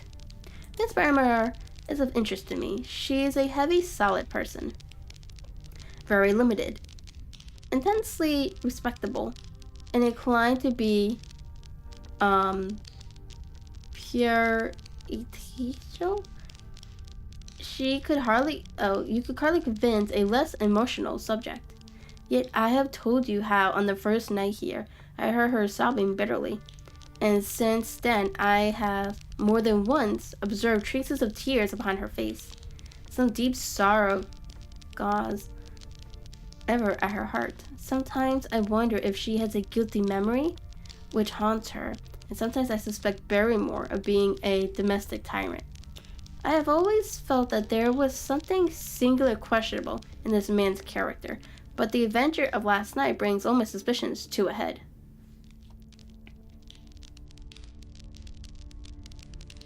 And yet, it may seem a small matter in itself.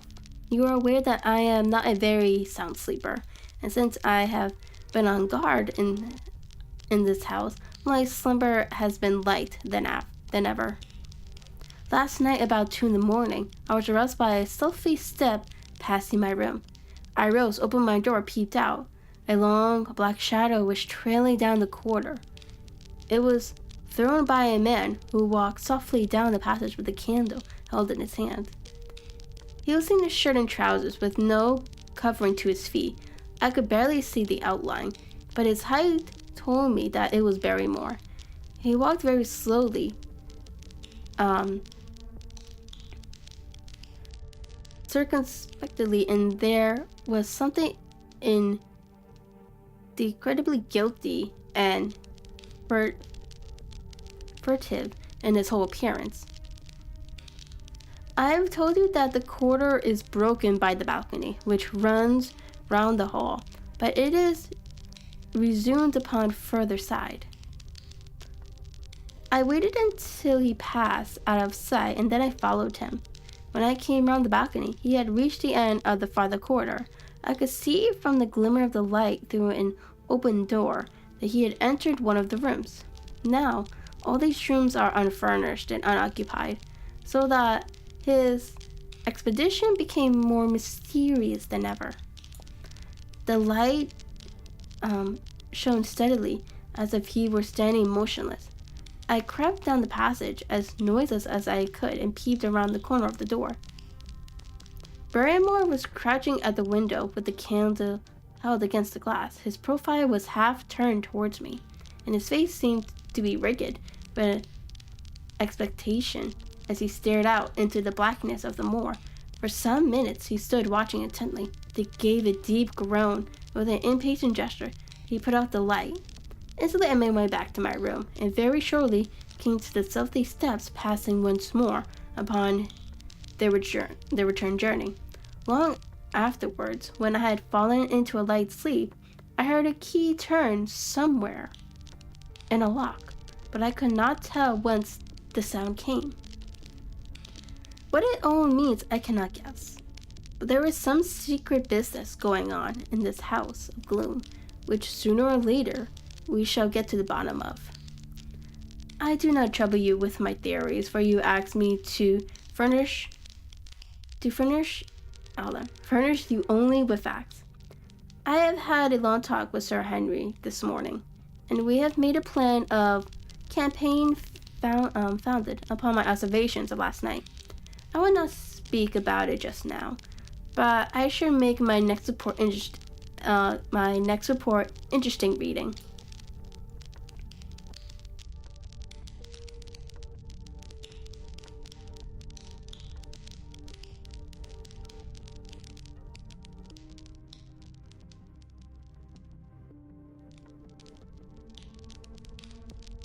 Okay, that was the end of chapter 8, so the next one is chapter 9, second report of Dr. Watson.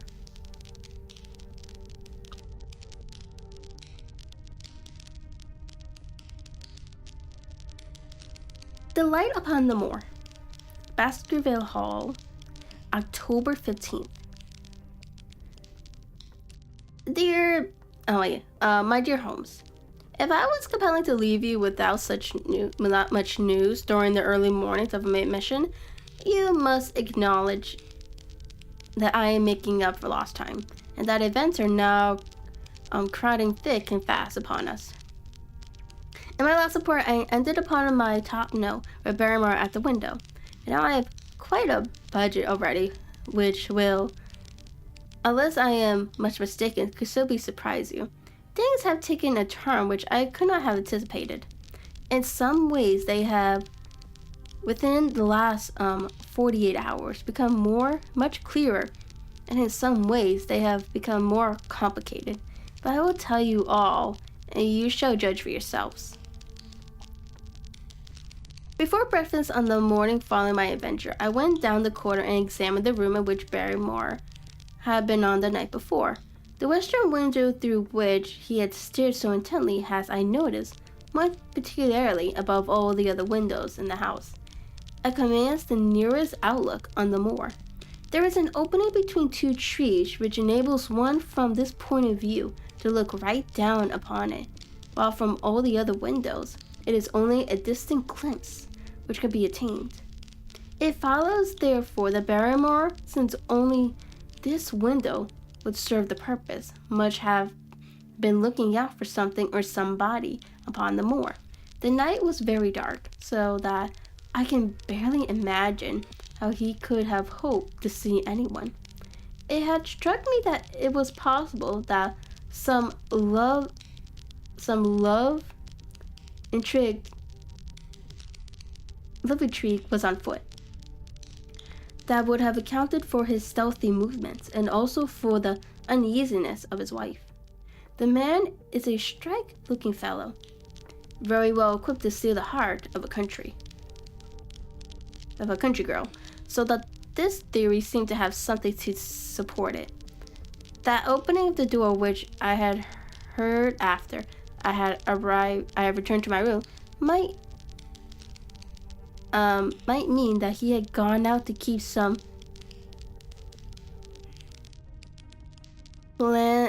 clandestine appointment. So I reasoned with myself in the morning, and I tell you that the direction of my suspicions, however much the result may have shown that they were unfounded.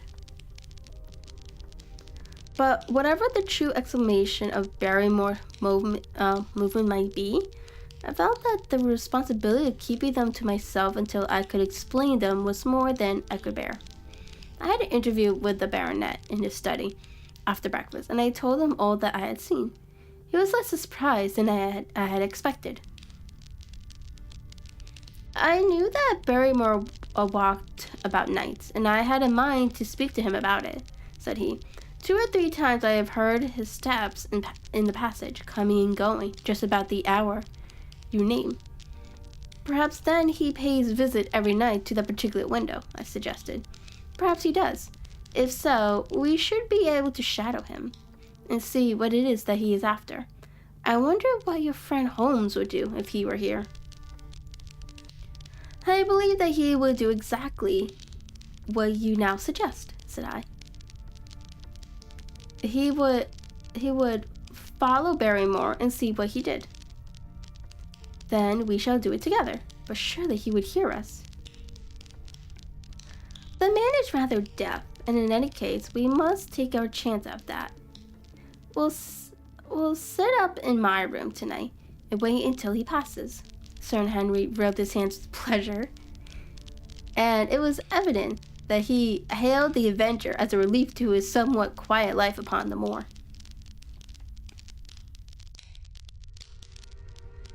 The baronet had been in communication with the architect, who prepared the plans for Sir Charles, with a contractor from London, so that we may expect great changes to begin here soon.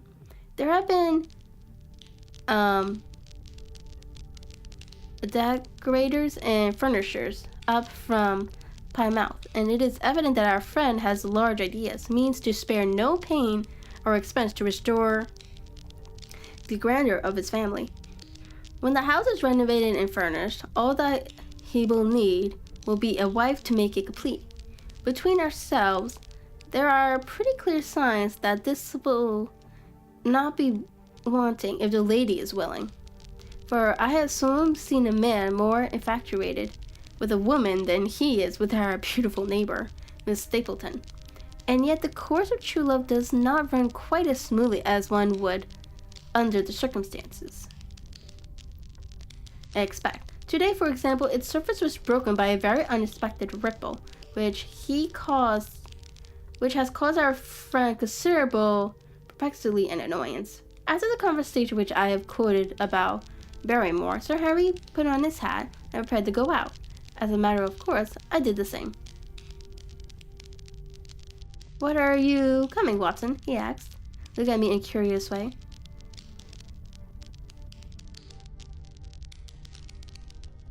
"Well, that depends on whether you are going on the moor," said I. "Yes, I am."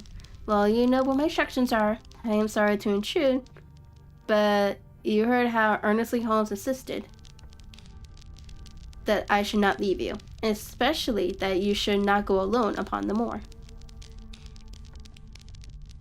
Sir Harry put his hands upon my shoulders with a pleasant smile. "My dear fellow," said he, "Holmes, with all his wisdom, did not foresee some things which have happened since I have been on the moor. You understand me. I am sure that you are the last man in the world who would wish to be a spoil sport. I must go out alone."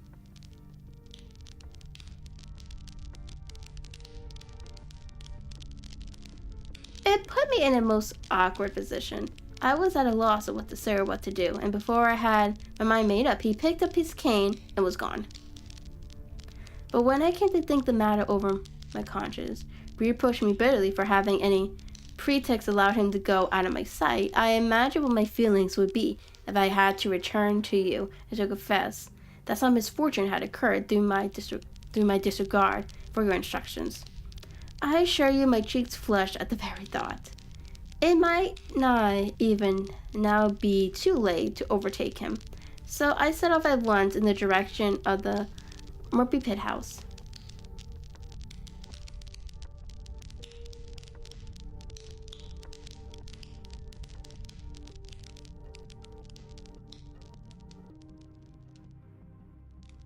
I hurried along the road at the top of my speed without seeing anything of Sir Henry, till I came to the point where the moor path branches off. There, fearing that perhaps I had come in the wrong direction after all, I mounted a hill from which I could command a view. The same hill which is cut into the dark quarry. Thence I saw him at once. He was on the moor path, about a quarter of a mile off, and a lady was by his side, who could only be Miss Stapleton. It was clear that there was already an understanding between them, and that they had met by appointment. They were walking slowly along in deep conversation. I saw her making quick little movements of her hands as if she were very earnest in what she was saying.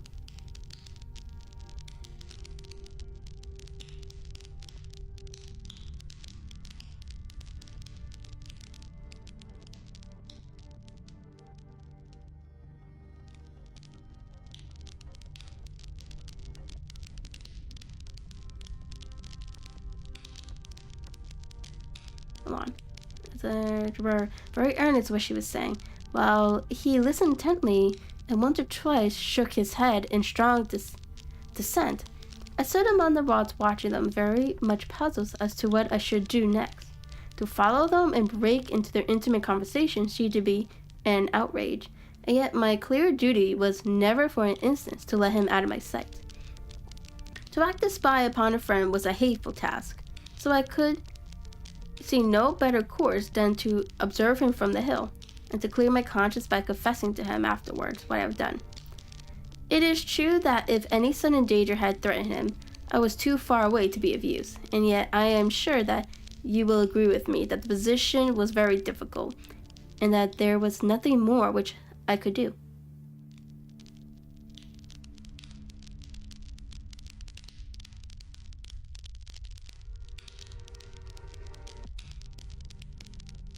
Our friend Sir Henry and the lady had halted on the path and were standing deeply absorbed in their conversation when I was suddenly aware that I was not the only witness of their interview. A wisp of green floating in the air caught my attention, and another glance showed me that it was carried on a stick by a man who was moving among the broken ground. It was Stapleton with his butterfly net. He was very much closer to the pair than I was, and he appeared to be moving in their direction. At this instant, Sir Henry suddenly drew Miss Stapleton to his side. His arms was round her, but it seemed to me that she was draining away from him, with her face averted. He stooped his head to hers, and she raised one hand as if in protest. Next moment, I saw them springing apart and turned hurriedly around. Stapleton was the cause of the interruption. He was running wildly towards them, his abrupt net dangling behind him. He gusted and almost danced with excitement in front of the lovers. What this scene meant, I could not imagine, but it seemed to me that Stapleton was abusing Sir Henry, who offered explanations, which became more angry as the other refused to accept them. The lady stood by and tightly silent. Finally, Stapleton turned upon his heel and beckoned in a peremptory way to his sister, who, after an irresolved glance at Sir Henry, walked off by the side of her brother. The nature of this angry gesture showed that the lady was included in his displeasure. The baronet stood for a moment looking after them, and then he walked slowly back the way he had come, his head hanging, the very picture of dejection. What all this meant I couldn't imagine, but I was deeply ashamed to have witnessed so intimate a scene without my friend's knowledge. I ran down the hall, therefore I met the baronet at the bottom. His face was flushed with anger, and his brows were wrinkled like one who was at his wit's end. What to do? "Hi, Watson, where have you dropped from?" said he. "You don't mean to say you came after me in spite of all?" I explained everything to him. How I found it impossible to remain behind, how I had followed him, and how I had witnessed all that had occurred. For an instant his eyes blazed at me, but my frankness disarmed his anger, and he broke at last into a rather rueful laugh.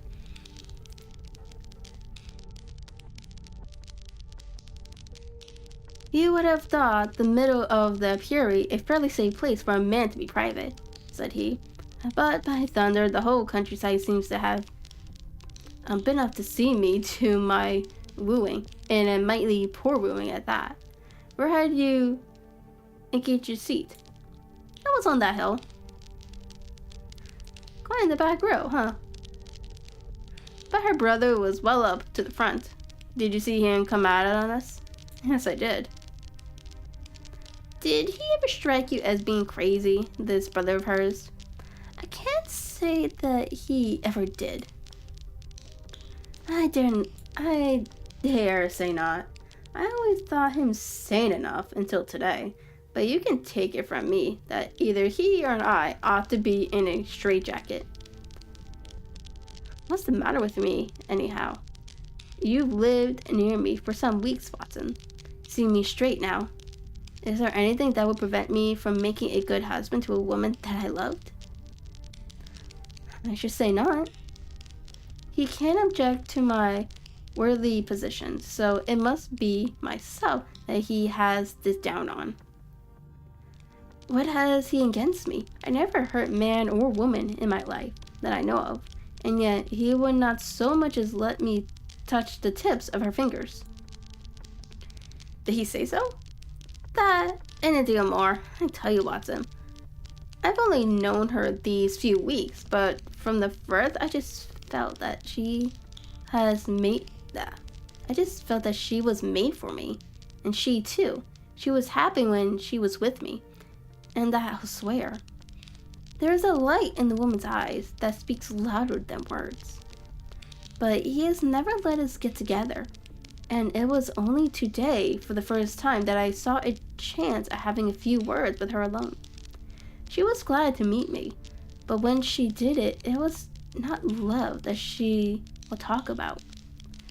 She wouldn't have let me talk about it either if she could have stopped it. She kept coming back to it that this was a place of danger, and that she would never be happy until I had left it. I told her that since I had seen her, I was in no hurry to leave it, and that if she really wanted me to go, the only way to work was for her to arrange to go with me. With that, I offered in many words to marry her, but before she could answer, down came her brother of hers, running at us with a face on him like a madman.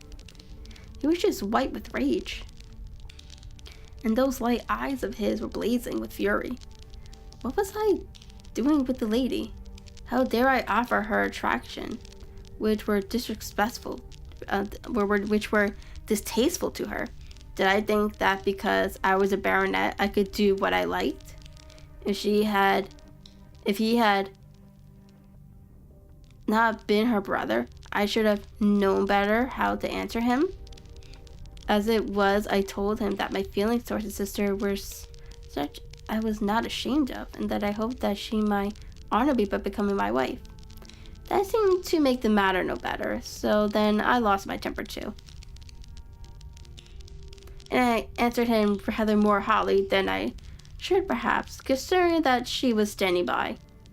So it ended by his going off with her, as you saw. And here I am, as badly puzzled a man as any in this country. Just tell me what it all means, Watson. I'll owe you more than ever I can hope to pay.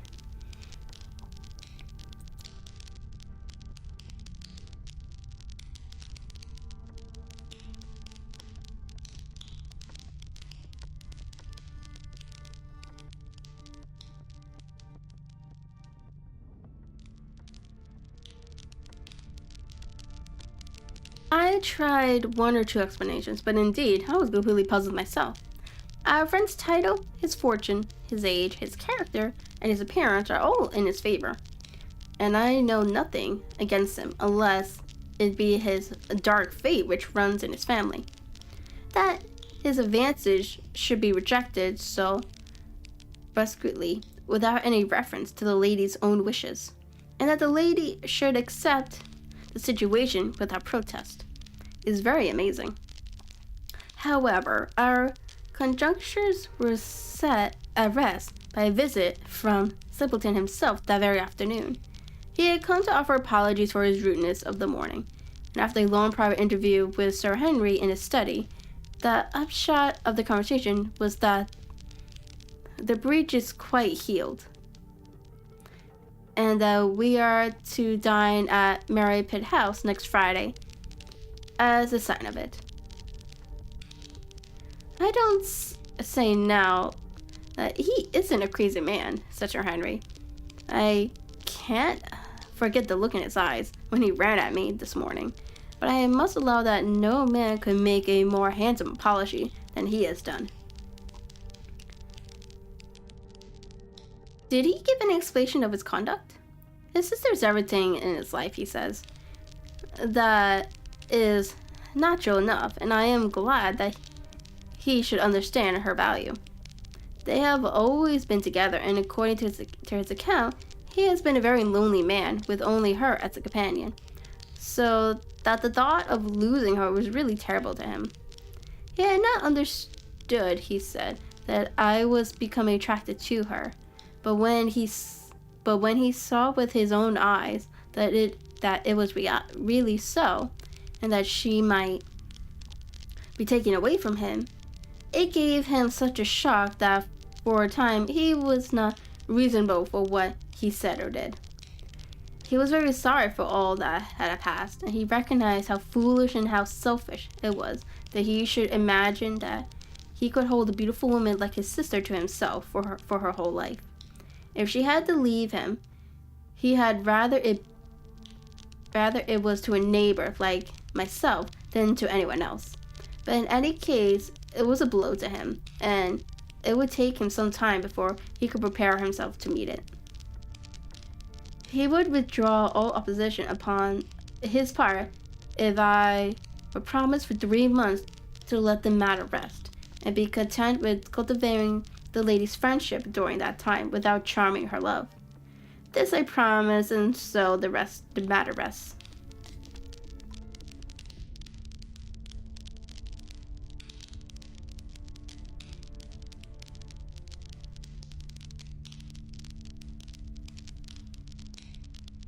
So there is one of our small mysteries cleared up.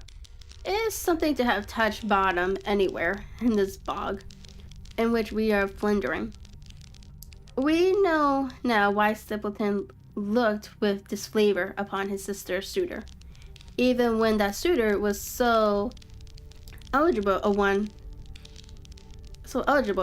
as Sir Henry. And now I pass on to another thread, which I have extracted out of the tangled skein, the mystery of the sobs in the night, of the tear-stained face of Miss Barrymore, of the secret journey of the butler to the western lace window. Congratulate me, my dear Holmes, and tell me that I have not disappointed you as an agent, that you do not regret the confidence which you showed in me when you sent me down.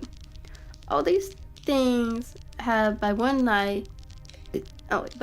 night's work been thoroughly cleared. I have said by one night's work, but in truth it was by 2 nights' work. For on the first we drew entirely blank. I sat up with Sir Henry in the rooms until nearly 3 o'clock in the morning, but no sound of any sort did we hear except the chiming clock upon the stairs. It was a most melancholy vigil, and ended by each of us falling asleep in our chairs. Fortunately, we were not discouraged, and we determined to try again. The next night, we lowered the lamp and sat smoking cigarettes without making the least sound. It was incredible how slowly the hours crawled by, and yet we were helped through it by the same sort of patient interest which the hunter must feel as he watches the trap, into which he hopes the game may wander. 1 struck and 2, and we had almost for the second time given up in despair, when in an instant we both sat bolted upright in our chairs, with all our weary senses keenly on the alert once more. We had heard the creak of a step in the passage. Very stealthily we heard it pass along until it died away in the distance. Then the baronet gently opened his door, and we set out in pursuit. Already our man had gone round the gallery, and the corridor was all in darkness. Softly, we stole along until we had come into the other wing. We were just in time to catch a glimpse of the tall, black, bearded figure, his shoulders rounded, as he tiptoed down the passage. Then he passed through the same door as before, and the light of the candle framed it in the darkness, shot one single yellow beam across the gloom of the corridor. We scuffled cautiously towards it, trying every plank before we dared to put our whole weight upon it. We had taken the precaution of leaving our boots behind us, but even so, the old board snapped and creaked beneath our treads. Sometimes it seemed impossible that he would fail to hear our approach. However, the man is fortunately rather deaf, and he was entirely preoccupied in that which he was doing. When at last we reached the door and peeped through, we found him crouching at the window, candle in hand, his white intense face pressed against the pane, exactly as I had seen him 2 days before.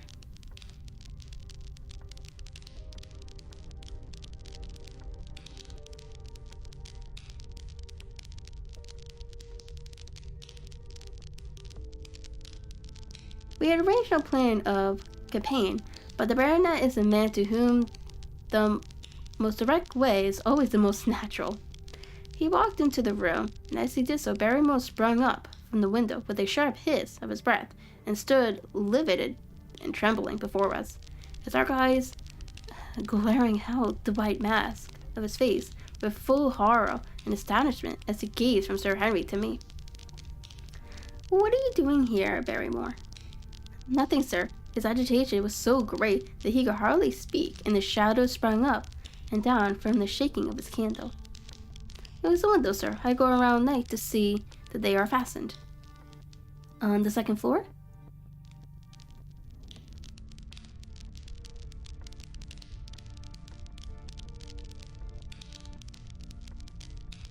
"Look here, Barrymore," said Sir Henry sternly. "We have made up our minds to have truth out of you. To have the truth out of you. So it will save you trouble to tell us sooner rather than later. Come now, no lies. What were you doing at that window?" The fellow looked at us in a helpless way, and he wrung his hands together like one who was in the least extremely of doubt and misery. "I was doing no harm, sir. I was holding a candle to the window." "And why were you handing a candle to the window?" "Don't ask me, Sir Henry, don't ask me. I give you my word, sir, that it is not my secret, and I cannot tell it. If it concerns no one but myself, and I would not try to keep it from you."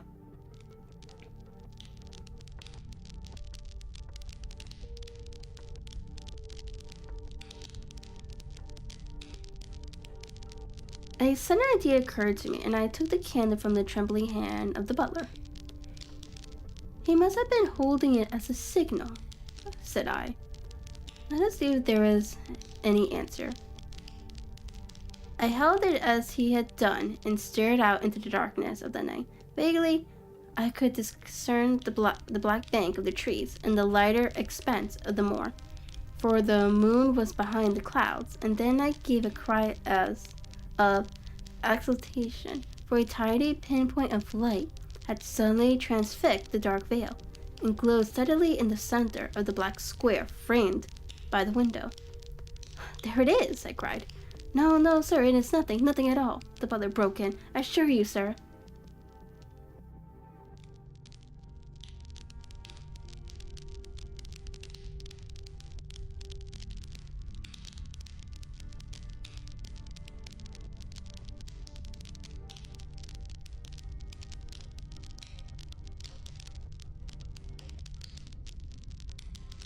"Move your leg across the window, Watson," cried the baronet. "See the other move also. Now, you rascal, do you deny that it is a signal? Come, speak up. Who is your confidant out yonder, and what is this conspiracy that is going on?" The man's face became openly defiant. It is my business and not yours. I will not tell. Then you leave my employment right away. Very good, sir. If I must, I must. And you go in disgrace, by thunder. You must well be ashamed of yourself. Your family has lived with mine for over 100 years upon this roof. And here I find you deep in some dark plot against me. No, sir. No, not against you. It was a woman's voice. And Miss Barrymore was paler and more horror-struck than her husband was, standing at the door. Her bulky figure and the shroud and skirt might have been comic were it not for the intensity of feeling upon her.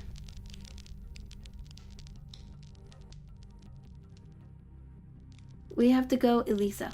This is the end of it. You can pack our things, said the butler. Oh, John, have I brought you to this? It is my doing, Sir Henry, all mine.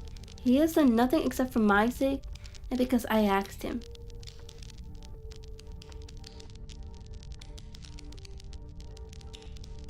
Speak out then. What does it mean? My unhappy brother is starving on the moor. We cannot let him perish at our very gates. The light is a symbol to him that food is ready for him, and his light out yonder is to show the spot to which to bring it. Then your brother is the convict, yes. So then the criminal. That's the truth, sir, said Barrymore. I said that it was not my secret and that I could not tell it to you. But now you have heard it, and you will see that if there was a plot, it was not against you. This then was the explanation of the stealthy expedition at night, and the light at the window. Sir Henry and I both stared at the woman in amazement. Was it possible that this respectable person was of the same blood as the most notorious criminal in the country? Yes, sir, my name is Selden, and this is my younger brother. We humored him too much when he was a lad, and gave him his own way in everything until he came to think that the world was made for his pleasure, and that he could do what he liked in it. Then, as he grew older, he met wicked companions, and the devil entered into him, until he broke my mother's heart, and dragged our name in the dirt. From crime to crime, he sank lower and lower, until it is only the mercy of God which has snatched him from the scaffold. But to me, sir, he was always the little curly-headed boy that I had nursed and played with, as an elder sister would. That was why he broke prison, sir. He knew that I was here, and that we would not refuse to help him. When he dragged himself here one night, weary and starving, with the wanderers hard at his heels, what could we do? We took him in and fed him and cared for him. Then you returned, sir, and my brother thought he would be safer on the moor than anywhere else until the hue and cry was over, and he lay in hiding there. For every second night, we made sure if he was still there by putting a light in the window. And if there was an answer, my husband took out some bread and meat to him. Every day we hoped that he was gone, but as long as he was there, we could not desert him. That is the whole truth, as I am an honest Christian woman, and you will see that if there is to blame in any matter,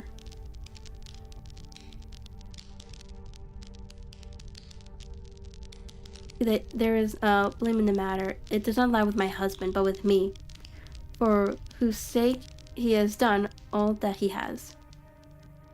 The woman's words came with an intense earnestness which carried conviction with them. This is true, Barrymore. Yes, Sir Henry, every word of it. Well, I cannot blame you for standing by your own wife. Forget what I have said. Go to your room, you two, and we shall talk further about this matter in the morning.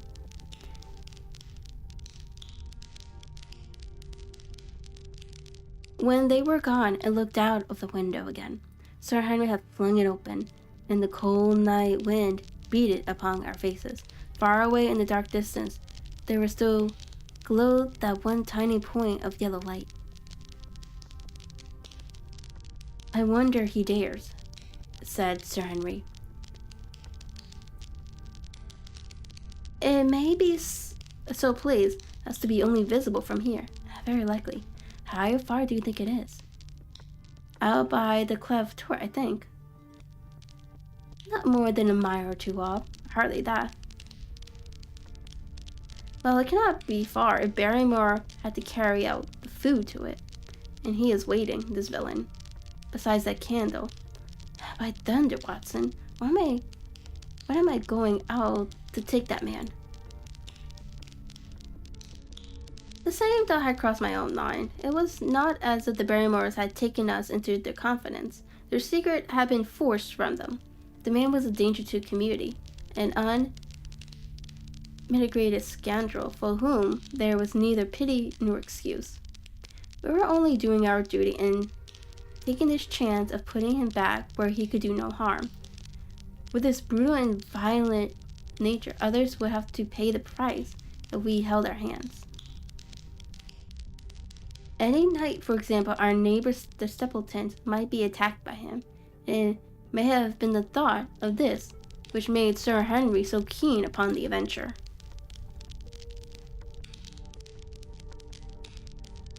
I will come, said I.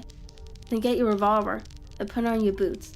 The sooner we start, the better, as the fellow may put out his light and be off. In 5 minutes we were outside the door, starting upon our expedition. We hurried through the dark shrubbery amid the dull moaning of the autumn wind and the rustling of the falling leaves. The night air was heavy with the smell of damp and decay. Now and again the moon peeped out for an instant, but clouds were driving over the face of the sky, and just as we came out of the moor, a thin rain began to fall, the light still burning steadily in front. Are you armed? I asked. I have a hunting crop. We must close in on him rapidly, for he is said to be a desperate fellow. We shall take him by surprise and have him at our mercy before he can resist. I say, Watson, said the baronet, what would Holmes say to this? How about the hour of darkness, in which the power of evil is exalted? As if in answer to his words, there rose suddenly out of the vast gloom of the moor the gentle cry which I had already heard upon the borders of the great Grimpenmire. It came with the wind, through the silence of the night, a long deep mutter, then a rising howl, and then the sad moan in which it died away. Again and again it sounded, the whole air throbbing with it, strident, wild, and menacing. Barnett caught my sleeve, and his face glimmered white through the darkness. My God, what's that, Watson? I don't know. It's a sound they have on the moor. I heard it once before. It died away and absolute silence closed upon us. We stood straining our ears, but nothing came. Watson, said the baronet. It was the cry of a hound. My blood ran cold in my veins, but there was a break in his voice, which told the sudden horror which had seized him. What do they call this hound? This sound, he asked. Who? The folk of the countryside. Oh, they're ignorant people. Why should you mind what they call it? Tell me, Watson, what do they say of it? I hesitated, but could not escape the question. They call it is the cry of the hound of the Baskervilles. He groaned and was silent for a few moments. Hound it was, he said at last, but it seemed to come from miles away, over yonder, I think. It was hard to say whence it came. It rose and fell with the wind. Isn't that the direction of the great Grimpenmire? Yes, it is. Well, it was up there. Come on, Watson. Don't you think yourself that it was the cry of the hound? I am not a child. You need not fear to speak the truth. Stapleton was with me when I heard it last. He said it might be the calling of a strange bird. Oh no, it was a hound, by God. Can there be some truth in all these stories? Is it possible that I am really in danger from so dark a cause? You don't believe it, do you, Watson? No.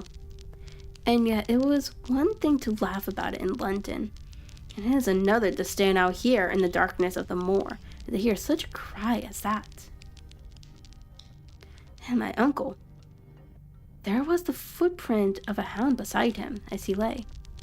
It all fits together. I don't think that I am a coward, Watson, but that sound seemed to freeze my very blood. Feel my hand. It was as cold as a block of marble. He'll be alright tomorrow. I don't think I'll get that cry out of my head. What do you advise that we do now? Shall we turn back? No, by thunder, we have come out here to get our man, and we will do it. We after the convict, and a hellhound as likely as not after us. Come on, we'll see it through if all the fiends of the pit were loose upon the moor. We stumbled slowly along in the darkness, with the black loom of craggy hills among us, and the yellow specks of light burning steadily in front. There is nothing so deceptive as the distance of a light upon a pitch-black night, and sometimes the glimmers seem to be far away upon the horizon, and sometimes it might have been within a few yards of us. But at last we could see whence it came, and then we knew that we were indeed very close. A guttering candle was stuck in the crevices of the rocks, which flanked in on each side, so as to keep the wind from it, and also to prevent it from being visible, save in the direction of the Baskerville Hall.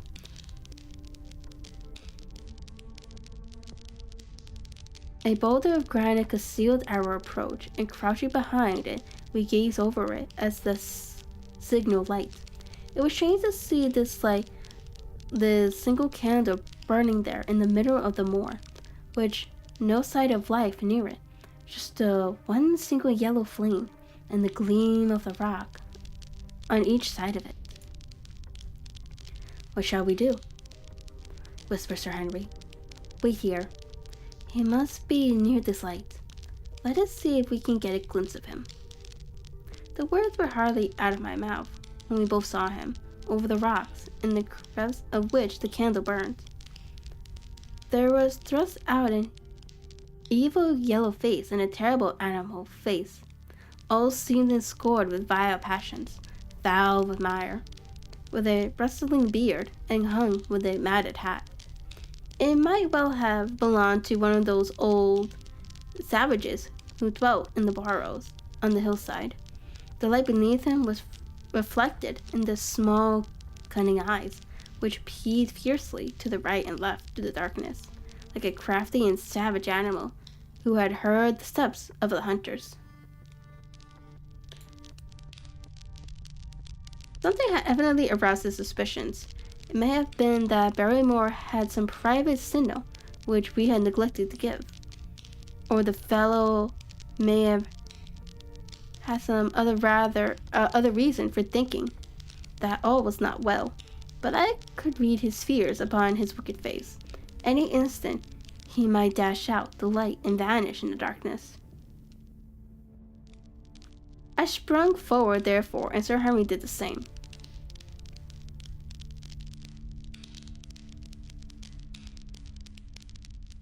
At the same moment, the convict screamed out a curse at us and hurled a rock which splintered up against the boulder which had shielded us. I caught one glimpse of his short, strongly built figure as he sprung to his feet and turned to run. At the same moment, by a lucky chance, the moon broke through the clouds, rushed over the bow of the hill, and there was our man running with great speed down the other side, sprinting over the stones his way with the activity of a mountain goat. A lucky long shot of my revolver might have crippled him, but I had brought it only to defend myself if attacked, and not to shoot an unarmed man who was running away. We were both swift runners, and fairly good training, but we soon found that we had no chance of overtaking him. We saw him for a long time in the moonlight, until he was only a small speck moving swiftly among the boulders upon the side of a distant hill. We ran around until we were completely blown, but the space between us grew wider and wider. Finally, we stopped and sat panting on two rocks while we watched him disappear in the distance. And it was this moment that occurred a most strange and unexpected thing. We had risen from our rocks and were turning to go home, having abandoned the hopeless chase. The moon was low upon the right, and the jagged pencil of granite tor stood up against the lower curves of his silver disc, there outlining as black as a ebony statue of that shining black ground. I saw the figure of a man upon the tor. Do not think that it was a delusion, Holmes. I assure you that I have never in my life seen anything more clearly. As far as I could judge, the figure was that of a tall, thin man. He stood with his legs a little separated, his arms folded, his head bowed, as if he was brooding over the enormous wildness of peat and granite which lay before him. He might have been the very spirit of that terrible place. It was not the convict. This man was far from the place where the latter had disappeared. Besides, he was a much taller man, with a cry of surprise that pointed him out to the baronet. But in the instance during which I had turned to grab his arm, the man was gone. There was a sharp pencil of granite still cutting the lower edge of the moon, but its peak bore no trace of that silent and motionless figure. I wished to go in that direction and search the tor, but it was some distance away. Baronet's nerves were still quivering from that cry, which recalled the dark story of his family, and he was not in the mood for fresh adventures. He had not seen this lonely man upon the tor, and could not feel the thrill which the strange presence and his commanding attitude had given to me. "A wanderer, no doubt," said he. "The moor has been thick with them since this fellow escaped. Or perhaps his explanation may be the right one. But I should like to have some further proof of it. Today, we mean to communicate to the Princetown people where they should look for this missing man. But it is hard lines that we have not actually had dreamt of bringing him back as our own prisoner. Just the adventures of last night, and you must acknowledge, my dear Holmes, that I have done you very well in the matter of a report. Much of what I tell you is no doubt quite irrelevant, but still I feel that it is best that I should let you have all the facts and leave you to select for yourself those which will be the most service to you in helping you to your conclusions. We are certainly making some progress so far as the Barrymores go well have found the motive of their actions, and it has cleared up the situation very much. But the more with its mysteries and its strange inhabitants remain as inscrutable as ever. Perhaps in my next, I may be able to throw some light upon this also. Best of all would it be if you would come down to us. In any case, you will hear from me again in the course of the next few days.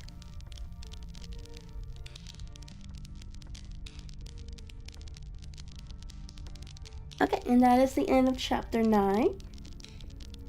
So now we're up to chapter 10, but this is where I'm going to end for today.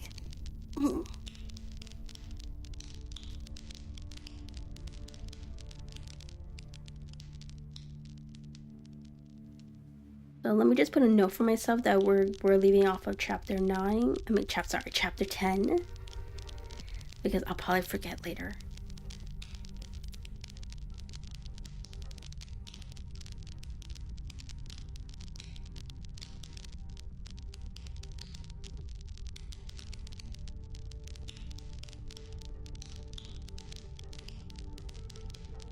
Okay, so this reading and then the previous one we did will eventually go on YouTube. I'm just waiting on a thumbnail.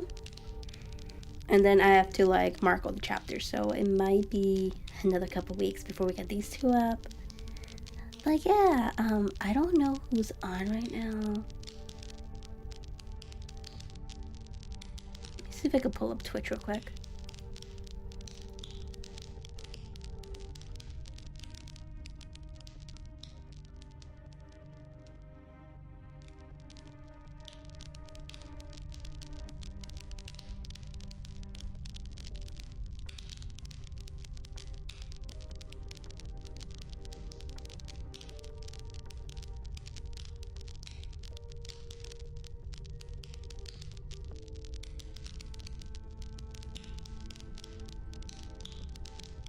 I'm glad you enjoyed it.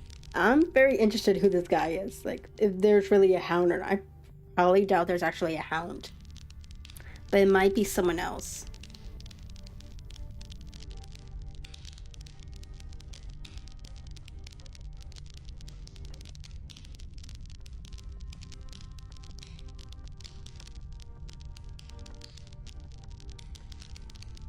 So we'll be rating Belle. She is doing coworking.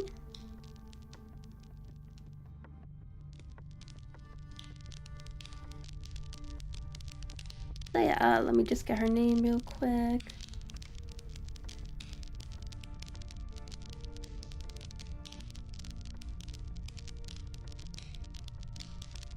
Alright, and there's a rating command for everyone. Like I said last stream, I may not be streaming in the morning. I am going out with my mom to go a bit of shopping. So I don't know how long that's gonna take or when she actually wants to go. I don't know. So it depends. But then I'll see everyone later in the week. I am gonna try to make a schedule. Hopefully I can stick to it. So yeah, I will see everyone next time. Bye.